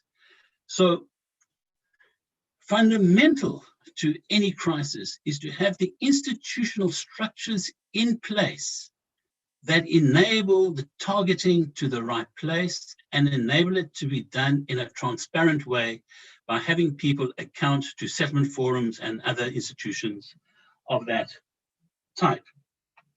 Now, one of the things we believe in the Cities Alliance is that we have to move beyond the idea that urban development is project-based and can be achieved on a project-by-project basis on an on-off situation. If there's money, it happens. If there's no money, it doesn't happen. Urban transformation is a long-term process. It can be a process of 20 years, not a 3-year project or a 4-year project. So we have to, first of all, understand the long-term nature of the agenda in which we are embarking on. The second point we have to understand, and I mentioned this before, but just repeating it, is that no city on its own can do a slum upgrading program. No community on its own can do a slum upgrading program. No national government can do a slum upgrading program. We have seen on so many occasions investments in slums by outside parties from that community. When you walk into that settlement a year later, those investments have not worked. On the other hand, we have seen communities that are organized and who have invested their own savings into infrastructure, and where even though they don't have many state investments in those settlements, they get better every time you look at them. So the point being is that the best solution for any investment is to make sure you have a real partnership between national government, local government, and organized communities. Now that doesn't just happen by mistake. It doesn't just happen by coincidence. It only happens if we recognize that we need to invest in this relationship. And it only happens if we build up the community's social capital. And one of the ways in which this is done is through savings groups and the Federation of Saving Groups and the formation of slum dweller organizations. And then finally, we also have to recognize that cities themselves do not have the finances to really invest in infrastructure, whether it be social or basic infrastructure. For example, in many of the cities in which we studied, the budget was something less than very few had a budget even approaching $50 per capita. And one of the key things we really have to do is we really have to be working towards the financial independence of cities. How do we get cities into a situation where they are able to leverage the fiscal transfers they receive, how they are able to rationalize the payments for services they receive, and leverage commercial capital into the cities so that they can invest in the sort of the lump sums needed for the type of infrastructure that cities need. Thank you, Julia. Thank you. Thank you. I think, yes. Yes, please. I think just finally on that point, and then finally, we need to set up the institutional structures that enable communities to access small capital required for them to invest in small community managed projects. And I believe if we do those things, we will make an impact going forward. Thank you very much. Thank you. Thank you. Excellent, Julian. We'll come back to you during the Q&A sessions because there are some questions already being raised. But to a few things you mentioned that are really, I think, very important to highlight. COVID-19 came in on top of an existing urban crisis, and we have to recognize that it's something that urban issues have been there before even the COVID pandemic. And what you mentioned about also the partnership between the national government, local government, and the end users. I think also Dr. Pak Wahyu mentioned it in his presentation about these key issues. Now, at this point of this panel, I will bring in a global perspective. We are going to ask UNDP with our colleague, basically Renata Rubian, Global Policy Advisor and Inclusive Growth and Cities and UNDP to come in. The questions we are asking is how UNDP is assessing the impacts of COVID in urban areas and in particular on the poor urban communities. What are the solutions being promoted by UNDP to develop post-COVID resilience in social, economic, and environmental aspects? How can we ensure a sustainable and inclusive urban growth as countries plan for the recovery? I just want to point out that Renata Rubian is the policy advisor on inclusive growth, but she's the lead also on sustainable and inclusive city at the Bureau for Policy and Program Support at the United Nations Development Program in New York. Renata, you've got the floor.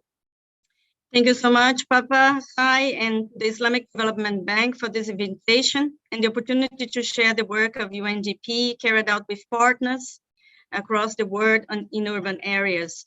So reflecting on the questions that you have posed, the first thing that I would like to emphasize is that to assess the impact of COVID-19 in urban areas, particularly the impact on poor urban communities, UNDP and partners have supported the preparation of COVID-19 socio-economic impact assessments in over 100 countries, including rapid and in-depth assessments of affected economic sectors and population groups. So when we look into these assessments, what we are posing and focusing on is what is the demographics and where the most vulnerable groups of people reside, which are the barriers that keep people beyond the reach of infrastructure, services, jobs and livelihoods, and other socioeconomic response measures. So what we see from these impact assessments is that they have been critical to inform national strategy plans for the COVID-19 response and the preparation of UN socioeconomic response covering 139 countries. And a lot of these results have been captured in the UN COVID-19 dashboard, which I can share the link later on after this presentation. And when we look at the evidence available, many of these assessments have also shown that the majority of the people pushed back into poverty due to the pandemic are living in urban areas. And there is a great emphasis on informality, informal workers, and those that rely on casual labor or self-employment, or those that rely on remittances, particularly in low and mid-income countries. So this has mentioned by our colleague from Albania. Nevertheless, like Papa Sai has referred to the rural and urban situation, although we still need data for measuring the impact of COVID-19 properly in rural areas, what we know is that prior to the pandemic, the majority of the extreme poor, 2 out of 3 people globally, were living in rural areas. So our approach is that we continue to advocate strongly for urban-rural continue to boost recovery, including linking multidimensional poverty reduction strategies to address the needs of the poor, primarily urban, and those living in persistent poverty, primarily in rural areas. Our colleague from Cities Alliance, Julian, highlighted the relevance of the intermediary cities, secondary cities, as a key locus for focusing policy interventions and connecting rural and urban areas. And this is something that we are trying to integrate in our policy interventions with countries and partners. And many of our response plans focus on implementing cash transfers and restoring livelihoods, which are critical to social cohesion in those areas. In Iraq, for instance, an assessment carried out by UNDP and ILO has shown that the current social protection framework and schemes were not sufficient to target and protect all the vulnerable groups with the pandemic. So what we've done is that through this assessment, we're providing recommendations on how the COVID-19 recovery and response provides an opportunity to strengthen the country's social protection systems across all regions. Some broader solutions that we have seen to tackle urban poverty specifically and inequalities include information sharing as a vital aspect of municipality recovery planning. So in a recent survey with the Global Resilient Cities Network, we have found that 68% of municipal governments are asking for idea sharing platforms to help guide COVID-19 recovery planning. So in Yemen, UNDP has established and strengthened local recovery platforms to bring the local governments, civil society, private sector, tribal leaders, and experts to support integrated public sector delivery. So on your second point, ask on the solutions that boost resilience in socio-economic environmental aspects during the recovery, we are working very closely with UNEP, FAO, ILO, UNCTAD, and UN Habitat to advance a framework to promote inclusive green recovery. So critical areas that we have identified of critical relevance for cities include investing in nature-based solutions for urban infrastructure, facilitating a just transition for all as countries and cities develop plans to decarbonize the economy, investing on human capabilities and social equity, including social protection, floors and programs, fiscal reforms to finance those required interventions, and financing an inclusive green recovery, which has been highlighted by many of our colleagues on the need of greening budgets and repurposing environmentally harmful subsidies to free up resources for municipalities to carry on a recovery that's inclusive and sustainable. So just want to share quickly an example of UNDP's work in this area of the green inclusive recovery is our Climate Promise initiative, which currently supports 119 countries to develop and implement their enhanced national determined contributions, NDC, in collaboration with 35 partners. So this is going to be an important element towards the road to Glasgow, COP26.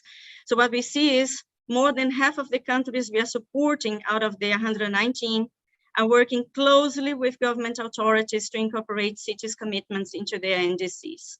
So what we see is that we are working closely with the governments to successfully integrate NDC targets and policies into national, subnational, and sectoral plans. And at the same time, we are building the local capacity to integrate climate change in local planning and building their ownership of municipalities towards NDCs and towards making their contributions very clear. So UNDP has thus provided capacity building trainings and consultations in more than 70 countries, which has led to better coordination and engagement from national to subnational levels. In Maldives, we are developing participatory dialogues and engagement mechanisms for local governments in the area of climate change, adaptation, and mitigation. Before I close, Papa Sai and colleagues, I just wanted to share a little bit on financing, since many have highlighted that financing is a major constraint to cities and regional governments worldwide to finance a COVID recovery that's inclusive and sustainable. So UNDP has been put in place what we call it SDG Investor Platform, which provides investor maps by economic sectors and provides local market intelligence on investment options, including at city level. Together with the European Commission, the UNDESA, and 15 other agencies, we are supporting the development and implementation of integrated national financing frameworks, INFFs, in 70 countries to develop platforms and processes that can better connect national financing institutions with subnational and local level institutions. So what we see so far from these INFF countries is that nearly all of them are linking financing strategies to medium and long-term development plans with comprehensive financing strategies with very strong social dimensions emerging, aligned with equity goals, a focus on gender, climate change, and energy. This will have significant implications for local investments and to generate additional resources at a local level that will be critical to finance recovery that's sustainable and inclusive. So I thank you so much, and I look forward to the discussion period. Thank you ever so much, Renata Rubian, for this excellent presentation. And also, we noted that UNDP is intervening in many of ISDB member countries. And I think, as our director was mentioning at the beginning, this is there is an opportunity to really develop further the partnership between the ISDB and such organization to really see how we can, on the ground, develop and synergize our efforts and intervention for better impacts. This issue about this INFF, Integrated National Financing Framework, would be very interesting to dwell more. I'm sure we can talk about that later on. But it was very good points that you mentioned. We can discuss that a bit later. Now I'm going to turn to the last analysis we are going to have for this panel. Dr. Gora, President Gorombu, President and Chief Executive Officer of the Global Observatory Linking Research to Action. Dr. Gora has more than 25 years of international development, with 10 years with UN Habitat between 2004 and 2014. He is presently the International Senior Coordinator of the Center for Excellence in Housing, which involved the World Bank, UN Habitat, West Africa Monetary Union, and Dr. Gora also was the co-lead author of the Affordability Housing White Paper for the U20 that was published by the G20 meeting in Riyadh that took place in September 2020. Dr. Gora, the following question. The Sub-Saharan African region has the largest percentage of its population living in slums, and it's also growing the fastest. Now, what are the main root causes of slum being widespread in the region? How have the urban poor community working in the informal sector being affected by the pandemic? What with this COVID-19 pandemic spreading slowly but surely in the Sub-Saharan African region, is there opportunity to learn from it and to promote smart economies in smart African cities? And if yes, what would be the foundation of Sub-Saharan African smart cities? Dr. Gora, you've got the floor. Thank you. Thank you, Brother Papsi. Convince my regard to the ISDB colleagues. Your 4 questions have been summarized in two main questions, or 2 main points related to challenges and opportunities. Informal settlement and informal sector are related. The COVID pandemic has presented a number of challenges, but also opportunities in Africa that can take to plan, design, and manage smart cities. Cities which are sustainable, inclusive, resilient, safe, and prosperous. Related to informal settlement and slum in Africa, there is progress made in this past 10 years. In 2000, it was around 60%, and now is about 50%. However, the main causes are poor urban planning related to overcrowding settlement, non-durable housing, lack of clean water, lack of adequate sanitation and security of tenure. As you can see, this will make unsustainable the fight against the COVID-19 in African cities. The key preventive measures against the COVID-19 are social distancing, hand washing, wearing of masks, and recently vaccination. But settlements are overcrowded and unsuitable for social distancing. Lack of water and adequate sanitation limit the capability of hand washing, and also lack of adequate employment or permanent employment limit the resources, and lack of resources limit the provision of wearing of mask. This call for urban upgrading, how it is highlighted in many other studies. However, the COVID pandemic presents many opportunities for Africa, as it was shown by the response. African cities are shown that they are resilient. They are doing everything possible to adapt to the change triggered by the COVID-19. And so far, they are doing quite well compared to what was predicted, with limited available resources and based on local realities. The question now is to turn this reality to see how the COVID-19 inspires a new way of planning African cities.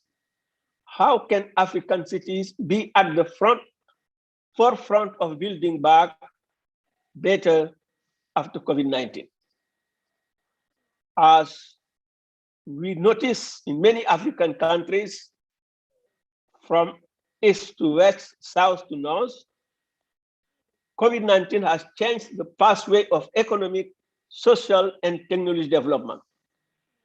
It has accelerated, particularly in many African cities, into the development and use and advancing technologies and other change to the nature of working and living in a way conceived of prior to the crisis. Numerous main areas that showcase how the fight against the pandemic has resulted in innovative approach that could pave the road to a new urban development model in Africa. The pandemic has accelerated the adoption of ICTs in many areas, including online transaction, teleworking, e-governance. It has finally provided African cities with opportunities to shift the paradigm in planning, designing, and managing cities and communities with the development and use of ICT. This show demonstrates the COVID-19 can be used as a benefit and to adopt ICT for the promotion of smart cities. And this is in line with the flagship project for the smart cities within the Smart Africa Alliance developed by the African Union. As we know, in 2017, the African Union has put in place a blueprint for smart African cities. We have already proven that use of that technology can help African cities to plan differently on the classic planning of cities. We have noted in many African countries, from Senegal to Rwanda, emerging digital smart towns and cities that foster now economic development without damaging the environment. And based on that, there will be less consumption of land for both building and transport. This will reduce carbon emission, promote the creation of low carbon settlement, reduce land degradation, and promote biodiversity. Finally, this digital smart settlement in Africa will provide economic advantage at the larger scale while safeguarding the environment. They will be sustainable, inclusive, resilient, safe, and prosperous.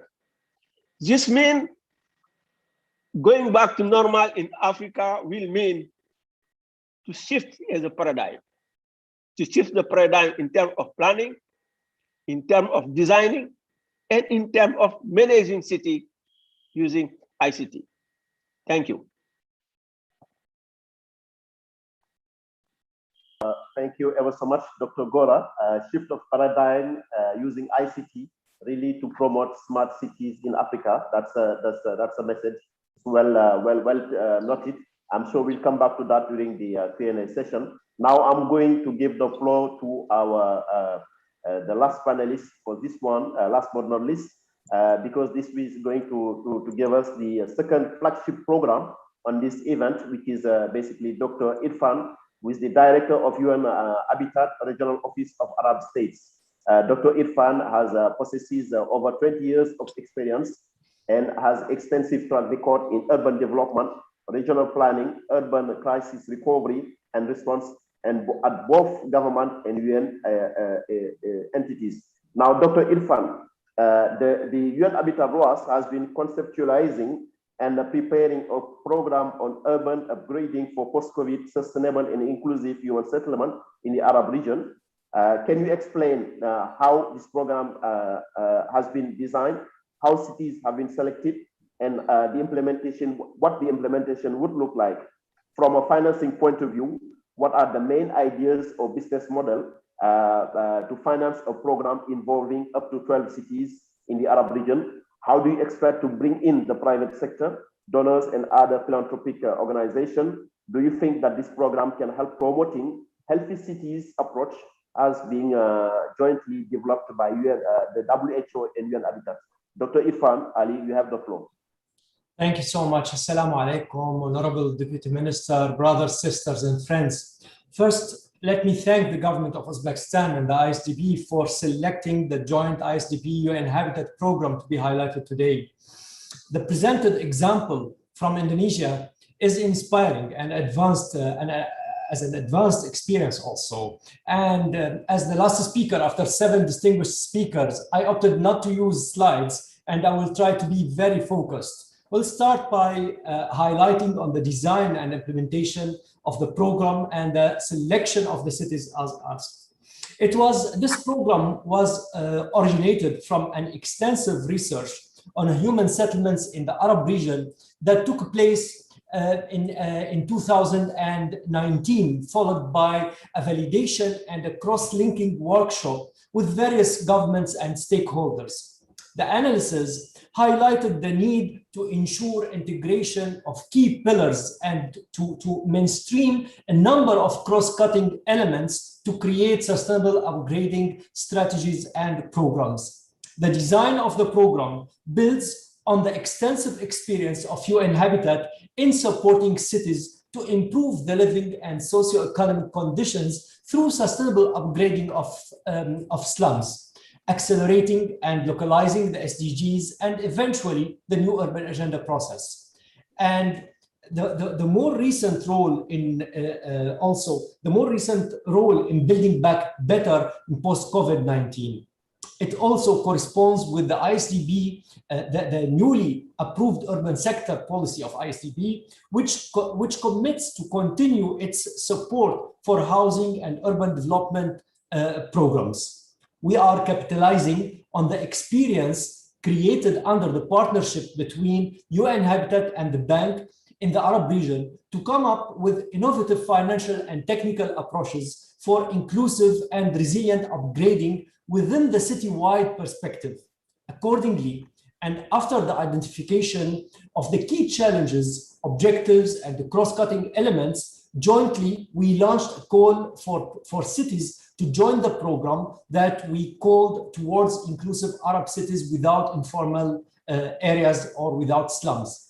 In response to this call, we received 30 applications from 5 Arab countries. Those are Lebanon, Iraq, Saudi Arabia, Yemen, and Egypt.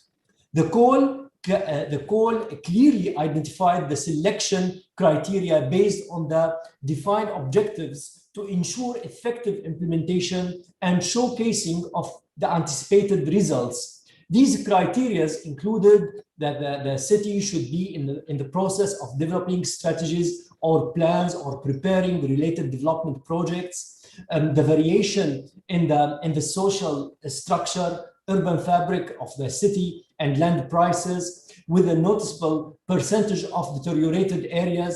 Also, the high exposure to climate change, environmental hazards, such as the heat waves and floods, the presence of effective institutional frameworks, which is capable of supporting the participatory development process, the multiplicity and availability of sources of finance for integrated and sustainable development, and providing the possibility for integrating resources for development. Also, an updated, the presence or the availability of updated geographic database and digital maps. As a result, 12 cities were selected for the first phase of the program, and implementation is currently taking place.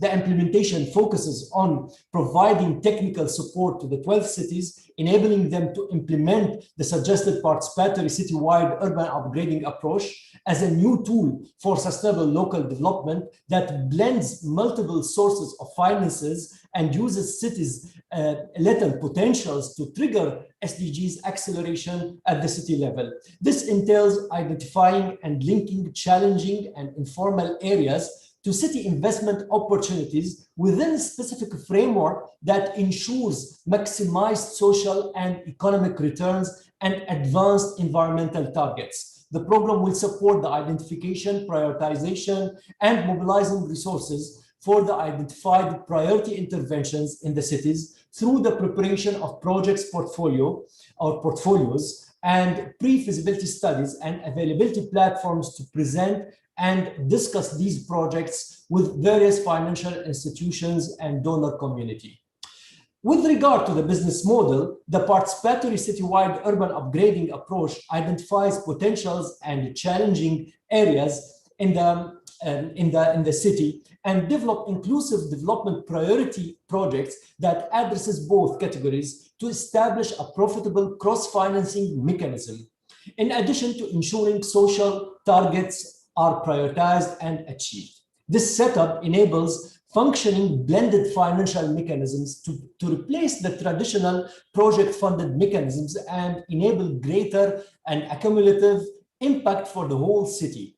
The use of the UN Habitat City Investment Experience and the flagship program SDG Cities will be leveraged to encourage private investments in sustainable city development and SDG acceleration in the program. The significance of the new approach lies in the ability to integrate and blend resources to improve urban environments, livelihood, and quality of life. Accordingly, this approach is seen of high value given the socio-economic challenges of the region. The approach is also flexible to accommodate various local contexts and institutional regulatory frameworks. Once adopted, local authorities are able or will be able to explore the most suitable implementation modality within their national and local contexts. The project will link the existing potentials of the cities and investing stakeholders to the real city's need and the challenges to ensure an effective and sustainable development.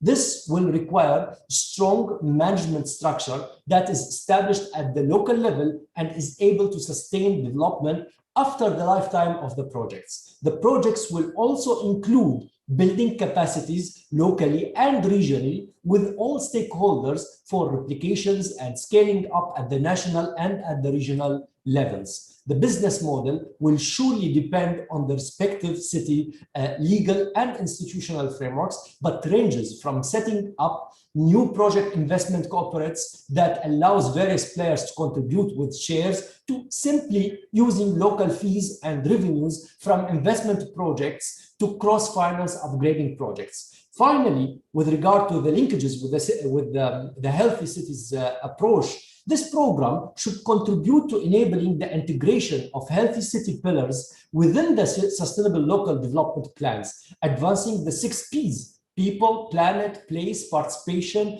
prosperity, and peace, through linkages with SDG cities and advancing sustainable city investment platforms. In the Arab region, more than 80 million inhabitants live in informal and unplanned cities, or areas, sorry. Informal settlements are islands of informal economies, social exclusion, poor housing, and underdevelopment, as mentioned earlier.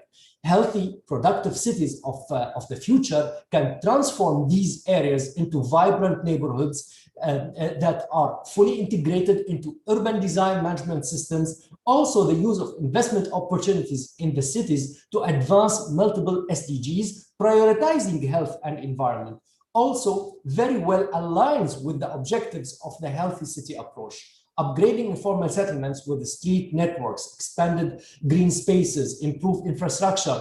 This will improve the physical living conditions, quality of life, and access to service and opportunities. It also decreases the prevalence of health risks associated with unhealthy living conditions.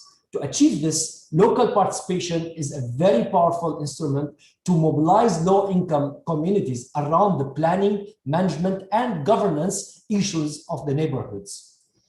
Finally, if you allow me, Papa, to invite you all to register and join our next UN Habitat ISDB event on the 31st of August 2021, supporting spatial equality, urban regeneration, and informal settlement, to highlight on this program where progress will and key results from the program from the 12 participating cities will be presented and discussed. Registration link, and I will be able to share the registration link through the chat box later. Thank you.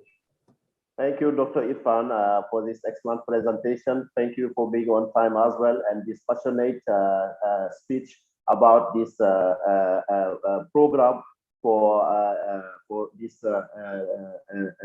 Arab cities without informal settlement. The key message you mentioned, transforming informal settlement into vibrant urban neighborhoods, and then bringing in local participation to ensure we have a really healthy and vibrant also cities.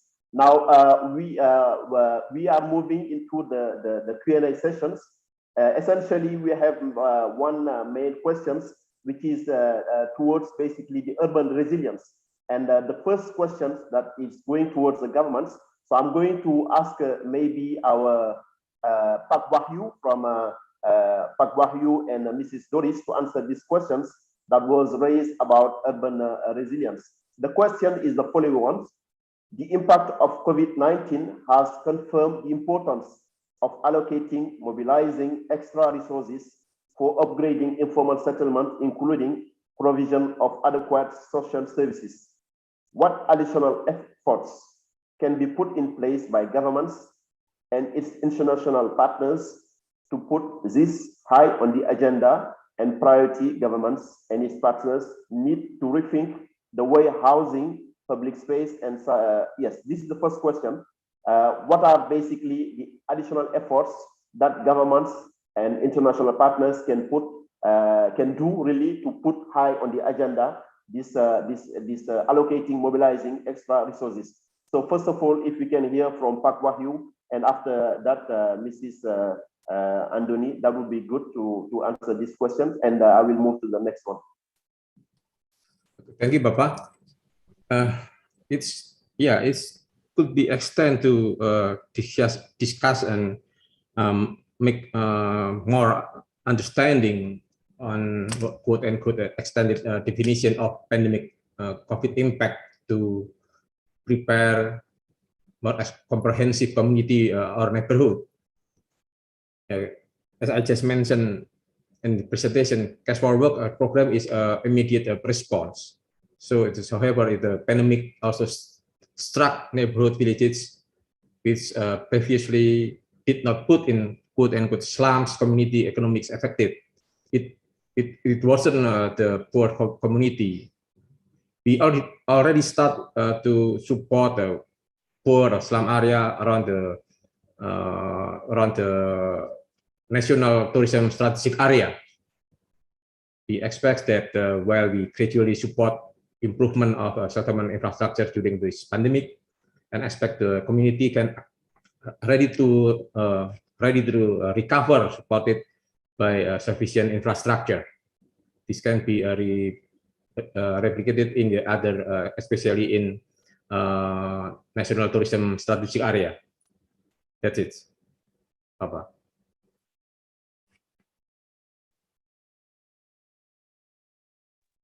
Thank you, Pak Wahyu. Maybe Mrs. Andoni, do you have anything you would like to add on the extra efforts that governments need to mobilize and then to ensure that basically urban resilience is high on the agenda?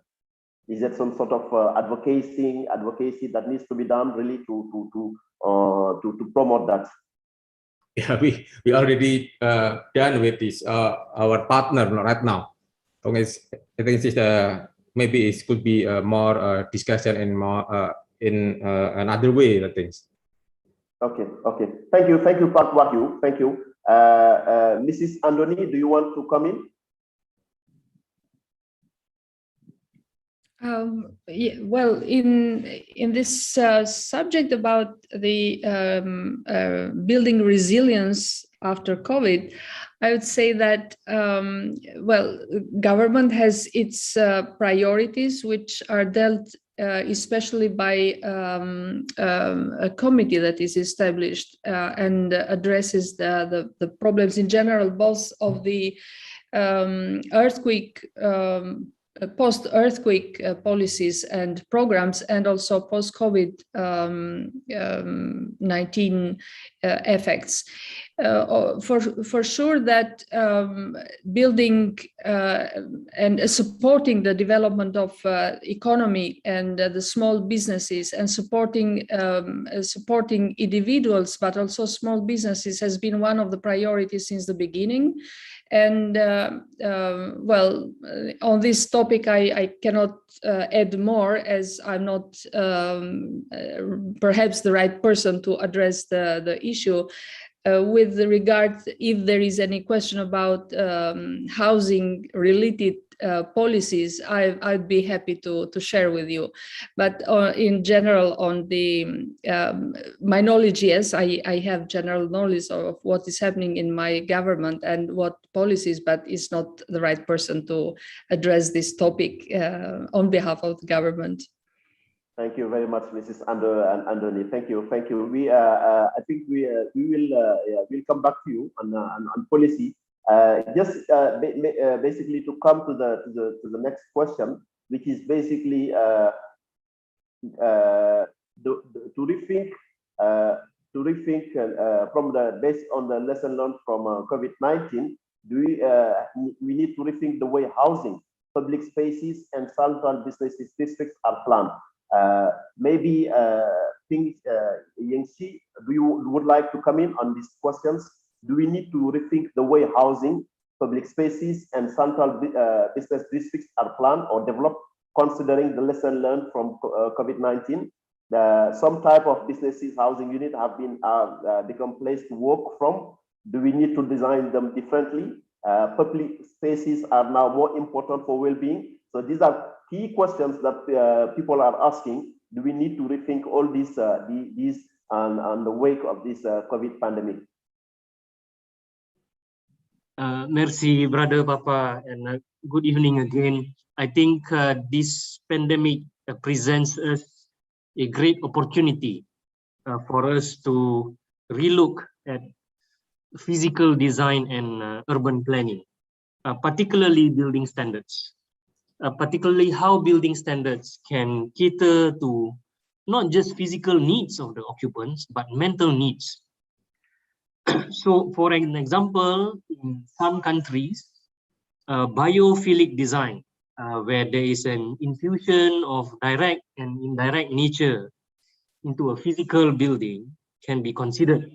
A combination of greenery, water, natural light, and fresh air. But before I conclude, I just want to echo my colleague Julian's point earlier, is that whatever the solution is for physical design, it must take into account the sentiments of the local communities. These are my short comments. Thank you. Thank you very much, Ping, for these excellent responses. Now, maybe I will ask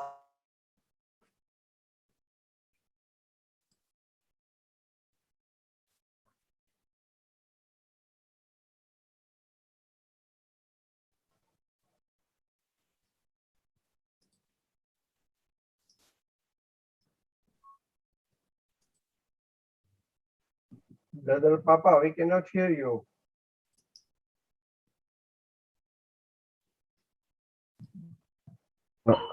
I think he had a connection issue, Right. Brother Sami. Okay.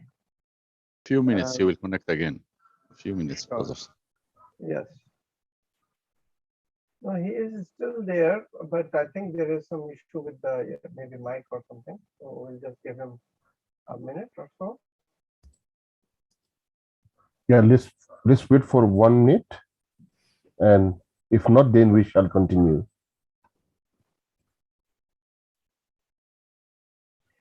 Is there any other question which is yet to be put to the participants?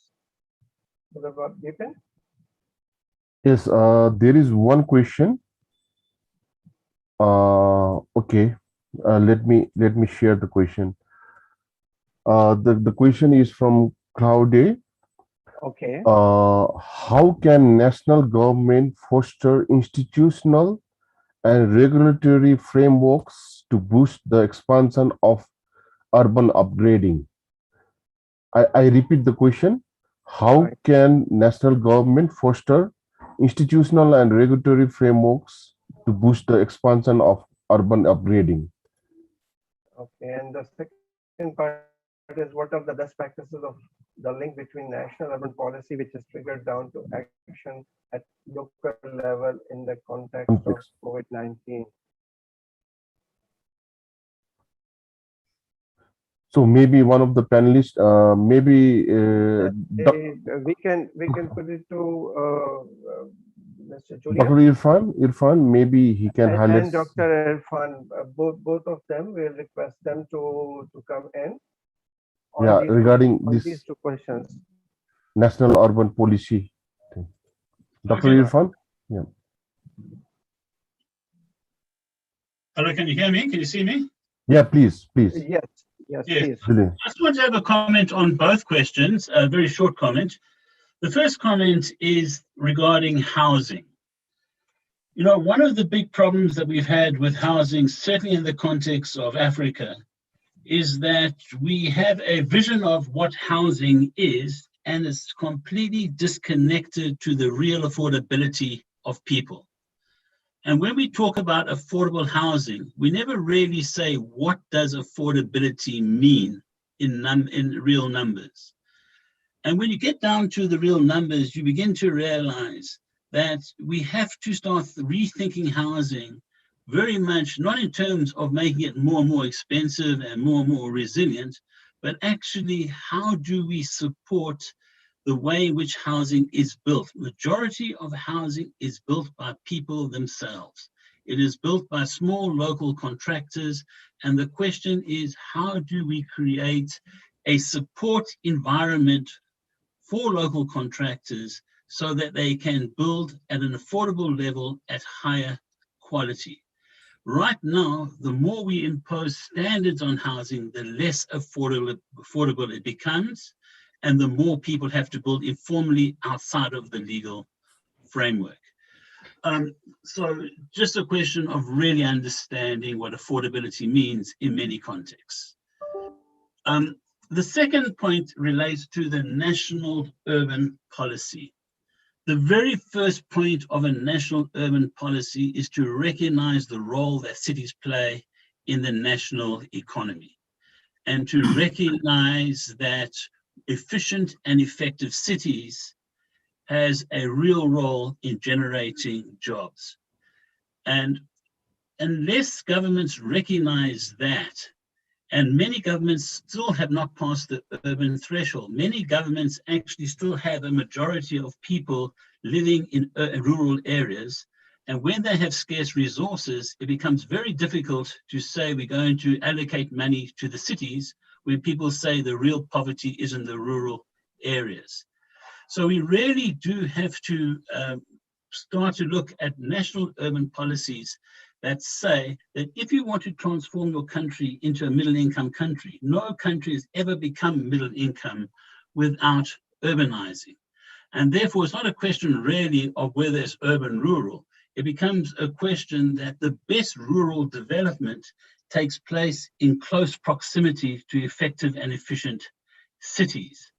So the point being is that unless we have urban policies that recognize the importance of cities in the national economy, national governments that still haven't crossed the urban threshold will find it hard to invest in cities, to start creating the regulatory environments to formalize the informal settlements. I can go on for a long time on national urban policies, but national urban policies really have to start creating, one, the importance of cities, but also secondly, start creating the legal framework that enables local governments to do what they need to do.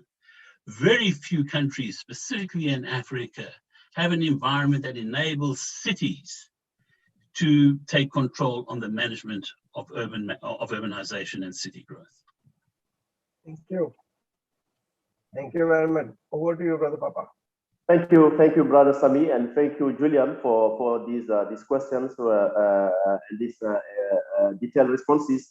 We have a question from our colleagues from UN Habitat in Nairobi. Dr. Claude Ngomsi is saying, is it possible for IsDB to initiate and lead urban resilience program in collaboration with relevant partners as part of the planned upgrade of the 3R, Restart, Restore, and the 3R program?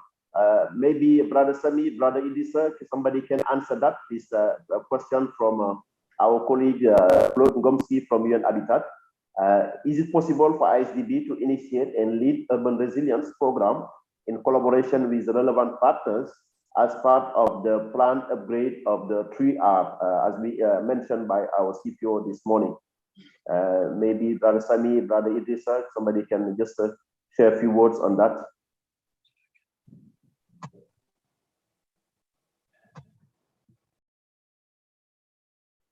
Yes, as we have started working for the 3R's implementation, the first R was the response, where we started supporting our member countries in the immediate needs to respond to the COVID pandemic and the emergency needs, mostly in the health sector.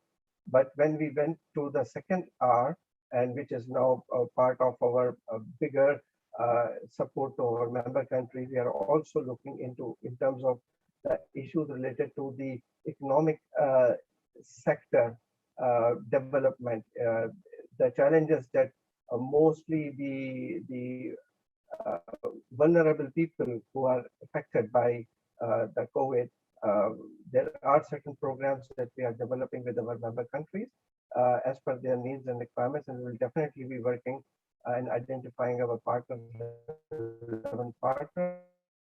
and especially the philanthropists, because we really want to bring in not only the capacity but also the resources really to address the needs that our member countries are expecting from us. So yes, definitely there are opportunities and possibilities in terms of working together in this area. Thank you, Brother Sami, for this response.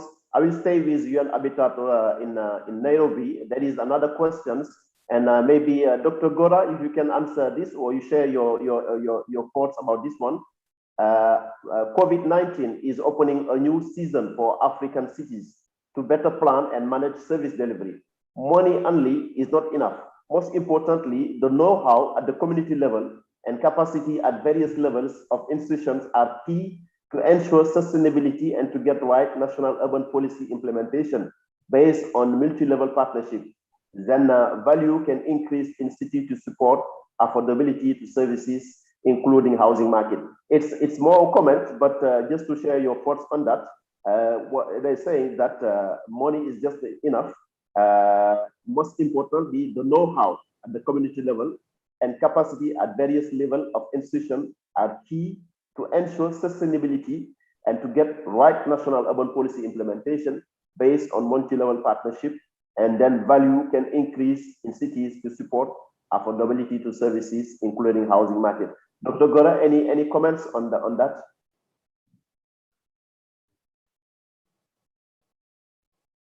Dr. Gorombo is with us. Can you hear me? Yes, we can hear you very well, yes. Okay, thank you. I did not present in my PowerPoint, but the last slide was related to urban partnership, stakeholder consultation, because effectively this requires multi-level consultation at the central level, at the local level, because there are many things happening at the local level, at the social, civil society level, and so on. Therefore, of course, money will not do everything, but the COVID has provided opportunities. The COVID has shown that when there is crisis, we are all together. And I think that the problem is now after the crisis, we must remain together and not just during the crisis. And now it is very clear at the political level, at the economic level, and I can tell you, I learned a lot from the COVID-19. I do not have any doubt African population are resilient. The resilience is really at the population level. If you see that despite the fact that there is lack of finance, despite the fact that there is lack of access to basic services, they are protected against all odds. The prediction was today, Africa will be really more affected than any other continent. But this is because there's a resilience of African cities. We have developed a conceptual framework. I have not shown related to what we call the city foundation. The city foundation call for the urban planning, for institution and laws, and for basic services. I can share it with PAPC and collect, and probably they can provide it to the participant or others. Thank you. Thank you, Dr. Gara. Thank you really for this excellent comment that you mentioned. We have one comment from participants. Maybe Brother Sami, you can take this comment. He's just asking, ISDB is doing a lot of efforts basically in helping its member countries. What are the mechanisms that are put in place to ensure that these funding are well spent? So basically, it's more to do how, with regard maybe to this 3R, what is the mechanism that are in place and how we are really working towards helping better our member countries. Yes, thank you very much. I think in terms of any interaction with our member countries, we always go not only our regular annual work program, which we develop in consultation and with close collaboration with our member countries. In the same vein, we have worked for this 3R program, very close interaction with the needs. First of all, we did the needs assessment to support the member countries, bringing in specialist organizations working very closely with WHO and other institutions to identify the specific needs. And then, as we all know, that during this crisis period, we also had a very special challenge, because in the past, we used to just identify the needs, develop a program, and then we go for a long-term or medium-term implementation. But in this crisis period, the needs were, as we all know, that the world was under lockdown.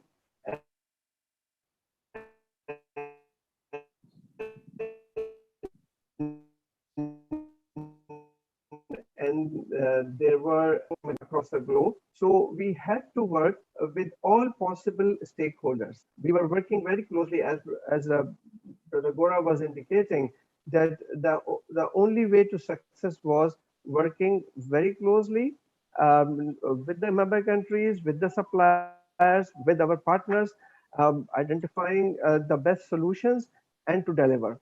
And we were able to support more than 40 countries in terms of their health sector needs as part of this 3R program.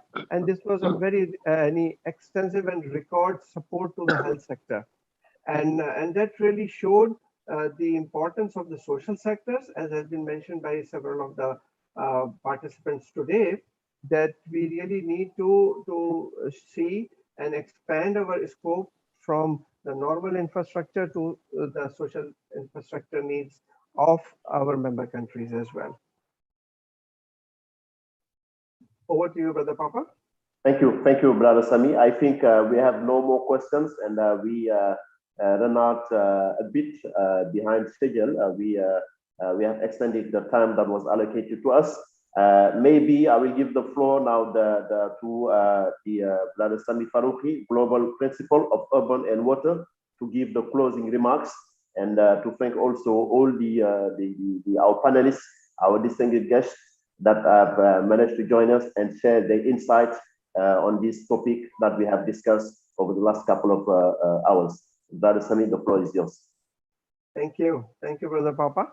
And first of all, I would like to thank His Excellency the Deputy Minister of the Republic of Uzbekistan, who are also hosting the annual meeting this year for Islamic Development Bank, and of course all the distinguished participants and the panelists, and all the colleagues who have been attending this event. This has been very active and very passionate exchange of knowledge. I think starting from the case studies that have been presented by our member countries to the different new innovative mechanisms that have been shared by our development partners, it has been very, very useful session.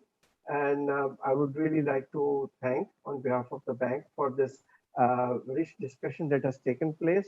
We all, one of the key takeaways, as we can say, that we all knew that the urban upgrading has been going through a crisis situation because of the rapid urbanization across the globe.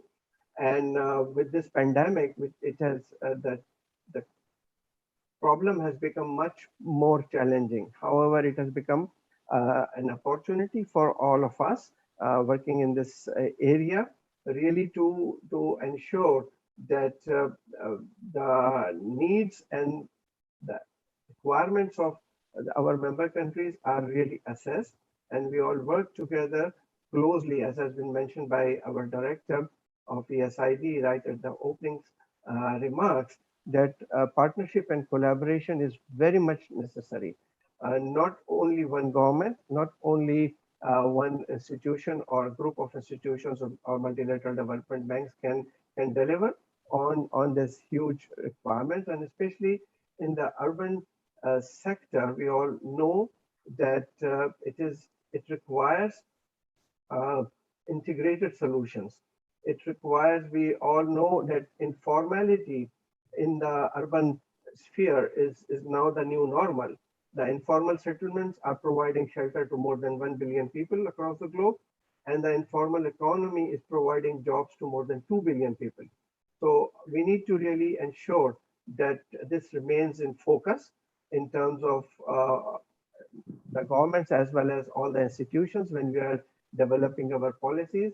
I think it has been mentioned earlier that the Islamic Development Bank has also prepared the urban sector policy recently, and that is focusing this integrated approach to address these multifaceted issues and challenges. Another important aspect that came out that we need to carefully do a diagnosis and assessment of the challenges and the issues that the member countries are facing, and then at all levels, at the national level, at the institutional level, we need to have properly developed policies and mechanisms, regulatory mechanisms, and institutional setup to deliver on the requirements. Of course, resources are important, are needed. The public sector resources, as has been presented in the case of Uzbekistan case study, as well as in Indonesia case study, the public sector's support, especially to develop the broader infrastructure, was very much necessary for the success of the program, because only building the shelters will not serve the purpose. We will further make it more complicated and going down the line. So we need to have this holistic approach where the public sector financing and the private sector financing need to be brought in, and communities engagement is much more important for success of any other program, as has been clearly indicated in our Indonesia case study, that the linchpin for the success was the community's heavy engagement in all stages of the program. Of course, the capacity to deliver, it has been presented by a number of our participants today, that in many of the cities at the municipal level, there is a lack of capacity really to deliver, and we all need to work together to really ensure that not only the technical capacity, but also the financial capability of the cities to become independent in terms of delivery happens. Another important aspect is to bring the pressure on the main cities in terms of growing informal settlements and slums. We need to also put more emphasis on the secondary cities, so that by supporting, bringing this connection or bridge between the rural and the urban, these secondary cities should become much more active, and that aspect need to be further enhanced. So by doing these different approaches, by having these smart cities, as has been indicated, this program in Africa region, the Healthy Cities program, a number of other initiatives that we have been doing with UN Habitat and UNDP, they are all have been successful in the past, but under the new situation, we all need to work together to further bring changes and improvements in our delivery. With that, once again, I would like to thank all the participants. We have gone far above our time allocated. That has put a pressure on the participants. Hello? Yes, we can hear you. We can hear you. Okay, right. Because, and I would like to finally thank all the participants and partners who are with us today. And finally, I would also like to thank our interpreters who have been with us and who have provided the support for the successful event. Brother Papasi and all the colleagues who have worked extensively, and all the panel members who have contributed today. Once again, thank you very much. And with that, I would like to close today's event, and we will continue working together going forward. Assalamu alaikum, and have a good day. Alaikum salam wa rahmatullah. Thank you all for joining us. Have a good day. Thank you. Thank you. Thank you. Thank you. Thank you very much.